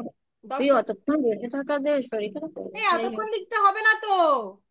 আমরা 5 ঘন্টা পরে খাতা জমা নেবো, এর মধ্যে খাওয়া থাকা ঘুমানো সব করে নেবেন। 10টা থেকে 5 ঘন্টা টাইম দেবো, 5 ঘন্টা পরে উফ, খাতা জমা দেবেন। মাথায় উঠবে, ছেড়ে দিন ঘুমের তো ছেড়ে দিন। মাথায় উঠবে কি লিখবো কি চিন্তা। যাই হোক। সুন্দর করে পড়াশোনা করবেন, কোনো আচ্ছা অসুবিধা নেই। আর লাল আজকে পিঙ্ক বাস কালার ইউজ করতে তো, পিঙ্ক কালার ইউজ করতে পারবো? কোথায়? মানে খাতায় আহ হ্যাঁ, নাকি লাল, পিঙ্ক আর রেড বাদ দেবো? লাল বাদে সব, পিঙ্ক করতে পারবেন। আচ্ছা, ঠিক আছে। আচ্ছা, আজকে আমরা বাস্তু যেটুকু পড়লাম এই হুম। পর্যন্ত আমাদের ফার্স্ট সেমিস্টারের সিলেবাস ছিল। আমাদের হুম। Syllabus complete. এই এতটুকুর মধ্যে মাত্র 15 নম্বর লিখতে হবে বাস্তু থেকে, কোনো টেনশন নেই। এই দশ মাত্র দিক না, 15 অনেক। এই 15 নাম্বার অনেক। 10টা দিক একটুখানি ভালো করে পড়ে নিতে হ্যাঁ, হবে, তাহলেই হয়ে যাবে। আচ্ছা। ম্যাম একটা কোশ্চেন করব। হ্যাঁ হ্যাঁ, ম্যাম এই বাস্তুর তাহলে বাইরে একটা কোশ্চেন করব। কি বলো? ম্যাম বলছি যে যে কোনো দুটো প্ল্যানেট ঘর এক্সচেঞ্জ করলে বেশি ফলটা পাওয়া যায় নাকি একসাথে বসে থাকলে সেই ফলটা বেশি না, পাওয়া যায়? ঘর ঘর এক্সচেঞ্জ করলে ভালো ফল পাওয়া যায়। আর একসাথে বসলে দেখা যাবে কি, যে ধরো আম, একজন হচ্ছে অষ্টমপতি হয়ে গেল, একজন পঞ্চমপতি হয়ে গেল, তাহলে সেইটা মানে এই যে সমস্ত ঘর এক্সচেঞ্জ করা, একসঙ্গে বসা, চেঞ্জ করা, দৃষ্টি দেওয়া, এইগুলো না প্রত্যেকটা হচ্ছে একটা মৌখিকভাবে একটা বর্ণনা হয়। আর একটা হচ্ছে লগ্ন সাপেক্ষে, আমরা যখন কাজ করব তখন আমাদের লগ্ন সাপেক্ষে করতে হবে। ফলত যদি ধরো দেখা গেল একজন শুভ হুম গ্রহ, কিন্তু সেই শুভ গ্রহ যদি খারাপ পতি হয়ে যায়, ধরো হুম বৃহস্পতি, সে তো ভালো গ্রহ, কিন্তু সেটা যদি কারোর হুম হুম অষ্টমপতি হয়ে যায়, হুম তাহলে হুম কিন্তু সে সেই ভালো শুভ যে পুরো ভালো ফলটা সে হুম দিতে হুম পারবে না, কারণ তাকে সেই অষ্টম ভাবেরও খারাপ ফলটা দিতে হবে। হুম হুম। তো সেই জন্য আগে লগ্ন বিচারটা হ্যাঁ। শুধুমাত্র যোগে ওইভাবে তোমাদেরকে যোগ আমি যখন শিখিয়ে দেবো প্রত্যেকটা ডিটেলিং থাকবে, কিন্তু সেই যোগটা কিন্তু ওইভাবে শনি মঙ্গল থাকলেই সবসময় অ্যাক্সিডেন্ট যোগ হবে না। বা আহ, হ্যাঁ হ্যাঁ বুঝতে পেরেছি ম্যাম। আপনি যে বলছিলেন না যে এইটা টেন্থের যে কানেকশনটা যেটা অ্যাস্ট্রোলজির ক্ষেত্রে ইউজ করলেন, ওই জন্য বললাম যে এই কানেকশনটা যদি একসাথে বসে তাহলে কি হবে। হ্যাঁ, ওটাই বললাম যে একসাথে বেশি বসলে। একসঙ্গে বসলেও একই ফল, কানেকশন মানে কানেকশন আর কি। সে তুমি হ্যাঁ হ্যাঁ হ্যাঁ দৃষ্টি দিয়েও হতে পারে, একসঙ্গেও বসতে পারে, এক্সচেঞ্জ করতে পারে, হোয়াট এভার। তোমাদের 4টে সম্পর্ক পড়িয়েছিলাম গ্রহের, মনে হ্যাঁ আছে? হ্যাঁ। হ্যাঁ, ওই 4টে সম্পর্ক দেখতে হবে, যে কানেকশন মানেই কিন্তু ওই 4টে, যে কোনো একটা হতে হবে, একসঙ্গে বসলেই কানেকশন না, যে কোনো একটা। আচ্ছা। যদি যে কোনো একটাও থাকে, বা যদি ওই ত্রিকোণ বা কেন্দ্র সম্পর্ক করে, তাহলেও ঠিক আছে, কানেকশনটা তৈরি হলে। ম্যাম, ম্যাম আমি বলছি যে দুটো কোনো গ্রহ দুটো করে ঘর নিয়ে আছে, তো হুম তার মধ্যে কোনো একটা মানে গ্রহ যে অষ্টমপতি, হুম কিন্তু সে আরেকটা ঘরেরও পতি, তো হুম সেই ক্ষেত্রে দুটো কি ফলই দেবে, দুটো কোন ফলই দেবে জিনিসটা দশা দেখা যাবে? অন্তর্দশা অনুযায়ী। যদি তোমার শুভ দশা চলে, তাহলে তুমি ধরো একটা, সাপোজ একটা গ্রহ হচ্ছে সে অষ্টমপতি, আবার সে ধরো তোমার দ্বিতীয় পতি, তাহলে সে আয়পতিও হলো, আবার হুম, সে পীড়াপতিও হলো। এবার সে ফলটা হ্যাঁ, কিরকম দেবে? দশা অন্তর্দশা যদি তোমার পজিটিভ থাকে, তাহলে তুমি এই হুম। গ্রহের পজিটিভিটিটা বেশি পাবে। কিন্তু যদি তোমার দশা অন্তর্দশা নেগেটিভ থাকে, তাহলে ওই নেগেটিভ ফলটা পাবে। তখন আর পজিটিভ ফলটা তুমি ততটা পেতে পারবে না, কারণ মানে দশা অন্তর্দশা চললেই তবে তার খারাপ ভালো একদম ফলটা পাবো, না একদম হলে তোমার একেবারেই পাবো না। ফলাফলটা, শোনো, চার্টে যে যখন প্রেডিকশন করবে, তুমি প্রেডিকশন দেখে বলে দিতে পারবে না যে শনি মঙ্গল আছে মানে অ্যাক্সিডেন্ট। কখন অ্যাক্সিডেন্ট? অ্যাক্সিডেন্টটা হবে কখন হবে? যখন দশা অন্তর্দশা ইন্ডিকেট করছে, না হলে কিন্তু হবে না। যদি একটা মানুষ একটা পার্টিকুলার যোগ নিয়ে এসছে, কিন্তু ও যেমন বললো নবমের আমি দশা পাবো না কখনোই, যদি সেই দশাটা না পায়, তাহলে ওই ফলটা জাস্ট ফল হয়ে বসে থাকবে, ফলাফলটা তার আর হবে না। যতক্ষণ পর্যন্ত দশা অ্যাক্টিভেটেড না হচ্ছে, যোগ ফল দিতে পারে না। ঠিক আছে, এই প্রশ্নগুলো ঠিক মানে আছে। আরেকটু পড়াশোনা করলে একবারই ক্লিয়ার হয়ে যাবে। এবার আমরা ঢুকবো সেই মোটামুটি পরীক্ষাটা হয়ে যাওয়ার পরেই আমরা সেই সব নিয়েই ঢুকবো, ধীরে ধীরে সব ক্লিয়ার হয়ে যাবে, কোনো অসুবিধা নেই। আর স্যারের কোন ক্লাস? ম্যাম, স্যার কোন ক্লাস করাবেন তাহলে বাস্তুর? যেগুলো বাকি থাকলো আবার অনেক কিছু আলোচনা আছে, এটা সেটা এবার স্যার করাবেন স্যারের মতন করে। আমরা সেটাও আমাদের তো এক্সাম আছে। সিলেবাস কমপ্লিট করে ফেলেছি, আমাদের আর চাপ নেই। হুম। এবং স্যার এক্সট্রা হুম। কিছু করাবেন, ঠিক আছে, এটা নিয়েই এক্সট্রা আরো কিছু আপনারা তথ্য পাবেন স্যারের থেকে। আমি যেটুকু দেওয়ার হুম। হুম। মোটামুটি বেসিক ভাবে আমাদের কমপ্লিট। ঠিক আছে, আচ্ছা। বেসিকটা আচ্ছা। একেবারেই কমপ্লিট। এবার স্যারের কাছ থেকে যেটা পাবেন ওটা হচ্ছে আপনাদের বোনাস। ম্যাম আচ্ছা। একটু কোশ্চেন নিয়ে আলোচনা করবেন বললেন। আমার কোশ্চেন কি ধরনের আসবে একটু আলোচনা, আমি স্যার বলে দিচ্ছি, ম্যাম যদি। কোশ্চেনের হ্যাঁ ধরনটা ম্যাম বলে ওটাই দিচ্ছি। বলছি। হ্যাঁ, কোশ্চেনের ধরনটা আপনাদের নিউমারোলজি পড়ানো হয়েছে, সেই আপনাদের বিভিন্ন সংখ্যা, এই সংখ্যা ও সংখ্যা কাকে বলে, ইউনিভার্স সংখ্যা কাকে বলে, এই সমস্ত থেকে প্রশ্ন পাবেন। শত্রু মিত্রের সরণি করানো হয়েছিল সংখ্যার, হ্যাঁ ম্যাম হুম। হ্যাঁ হ্যাঁ। হুম। ওখান থেকে প্রশ্ন পাবেন। আচ্ছা, তারপরে আপনাদের সবাইকে আমরা আহ, এই যে চার্ট করা শিখিয়েছি, যে কালপুরুষের রাশির অনুযায়ী কে কোথায় বসছে, কার কি অধিপতি, সেসব থেকে প্রশ্ন পাবেন। কারকত্ব পড়িয়েছি, হুম। এতগুলো গ্রহ আছে, এতগুলো গ্রহর রাশি। কারকত্ব, সেইখান থেকে প্রশ্ন পাবেন। তারপরে উম দৃষ্টি পড়িয়েছি সেখান থেকে প্রশ্ন পাবেন, এই সবই মানে যা পড়েছেন তাই। সেটাই হচ্ছে এবার একটু নিজের মতন করে কে কত সুন্দর করে উপস্থাপনা করে জমা দিল সেটা হচ্ছে নির্ভর, আপনাদের খাতা দেখবে সৌনক ব্যানার্জি, তো সেইভাবে একটু সুন্দরভাবে লিখবেন। উনি ম্যাম আগেই ভয় পেয়ে যাচ্ছি তো। আরে কোনো ভয় নেই, খুব সুন্দরভাবে না, লিখবেন, সুন্দর কোনো সুন্দর ভয় নেই। হ্যান্ডরাইটিং নেই, বাচ্চা বাচ্চা মেয়েতে লিখবে, যাই হোক যা দেওয়ার, এটা জাস্ট একটা পরীক্ষা দেবো। একদম। এ তো শেখার ব্যাপার, শিখবো, হ্যাঁ তবে কি শেখাটা খুব শেখার জরুরি। সঙ্গে সঙ্গে এই পরীক্ষাটার সঙ্গে কি একটা কিন্তু অ্যাচিভমেন্ট রয়েছে, সেটা হচ্ছে গোল্ড মেডেলটা কাঠ গলায় ঝুলবে। না ম্যাম ম্যাম, ওই ওই এই লোভ থাকলে আর পারবো না, যা হবে দেখা যাবে। চেষ্টা করবো, হান্ড্রেড ঠিক আছে, পার্সেন্ট এফর্ট দিয়ে চেষ্টা করবো। একদম মানে একদম খুব ভালো হবে। একে আমাদের এই যে লোভ করাটা আমাদের, কিন্তু চেষ্টা আমার করবো। আমার বিশ্বাস যে আপনারা খুব ভালো শিখেছেন, আমি চেষ্টা করেছি আপনাদের শেখানোর এবং আপনাদের সকলের ফল। হ্যাঁ, আপনি না 100-200% চেষ্টা করেছেন, স্যারও ভালো করেছে, ম্যাম আমরা কতজন দেখি স্টুডেন্ট, বাকিটাকেই করতে পারি। একদম ম্যাম পারো। মোট কতজন স্টুডেন্ট আছে আমাদের মতো? না এটা শুধু 225-এরই, তোমাদের এই কটাই। আর অলরেডি 241-এর ফার্স্ট সেমিস্টার হয়েছে, তো ওদেরটা আর তোমাদের সেমিনারটা একসঙ্গে হবে। এরপরে 225 বিতে আছে প্রায় 40 জন, তাদেরটা পরে তোমাদের যখন সেকেন্ড সেমিস্টার হবে, ওদের ফার্স্ট সেমিস্টার হবে, আবার তখন তোমাদের সঙ্গে একসাথে হবে। ঠিক আছে এরকম।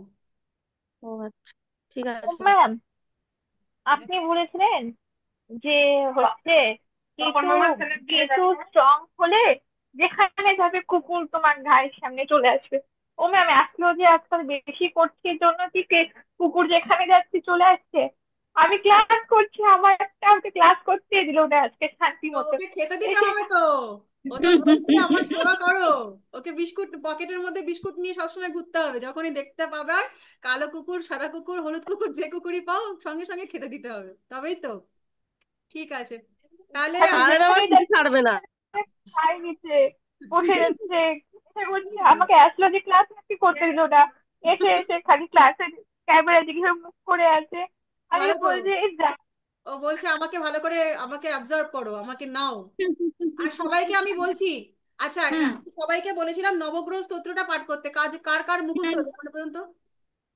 মুখস্থ পুরো হয়নি ম্যাম, তবে রেগুলার দুটো দুটো পাঠটা করতে করি, খুব করেছি বেশি মনে হয়। মুখস্থ হয়নি। আচ্ছা আমরা সামনের দিন করছি, থেকে একটা যখন, ভুলে যাচ্ছি কোথাও একটা। বেশ বেশ সামনের দিন থেকে আমরা যখন ক্লাস করব, এটা ম্যান্ডেটরি হুম সবার জন্য, অন রেকর্ড হুম করবো না, কিন্তু আমরা হুম ক্লাসটা শুরু করে প্রথমেই সকলে, হুম হুম আমরা মোটামুটি 12-13 জন আছি, এখন তো 10 জন হয়ে চলে গেছে কেউ কেউ, প্রত্যেকেই হুম হচ্ছে নবগ্রহ স্তোত্রটা পাঠ করবে। আমি উচ্চারণ হুম দিলেই বুঝতে পারবো কার কতটুকুনি হয়েছে, করতে করতে হয়ে যাবে, এটা কিন্তু ম্যান্ডেটরি। আর সকলকেই বলবো যেহেতু আমরা অল্প বিস্তর কিন্তু জ্যোতিষ চর্চার মধ্যে নিজেদেরকে জড়িয়ে নিয়েছি, নিজেদের ঊর্জাটাকে কিন্তু অবশ্যই বাড়িয়ে নিতে হবে। তার জন্য কিন্তু নবগ্রহ স্তোত্র, মহামৃত্যুঞ্জয় মন্ত্র প্রত্যেক দিন পাঠ করতে হবে। যাদের মঙ্গলের সমস্যা আছে তাদের, মানে কাদের সমস্যা আছে, যারা চট করে রেগে যায়, দু চারটে ছড় বিছাড় কথাবার্তা বলে দেয়, বরের সঙ্গে রাগ হয়ে গেলে কথা শোনাতে ছাড়ে না, এরকম সমস্যা যাদের আছে, তারা কিন্তু অবশ্যই হনুমান চল্লিশাটা শুনবে, পাঠ করবে। হুম।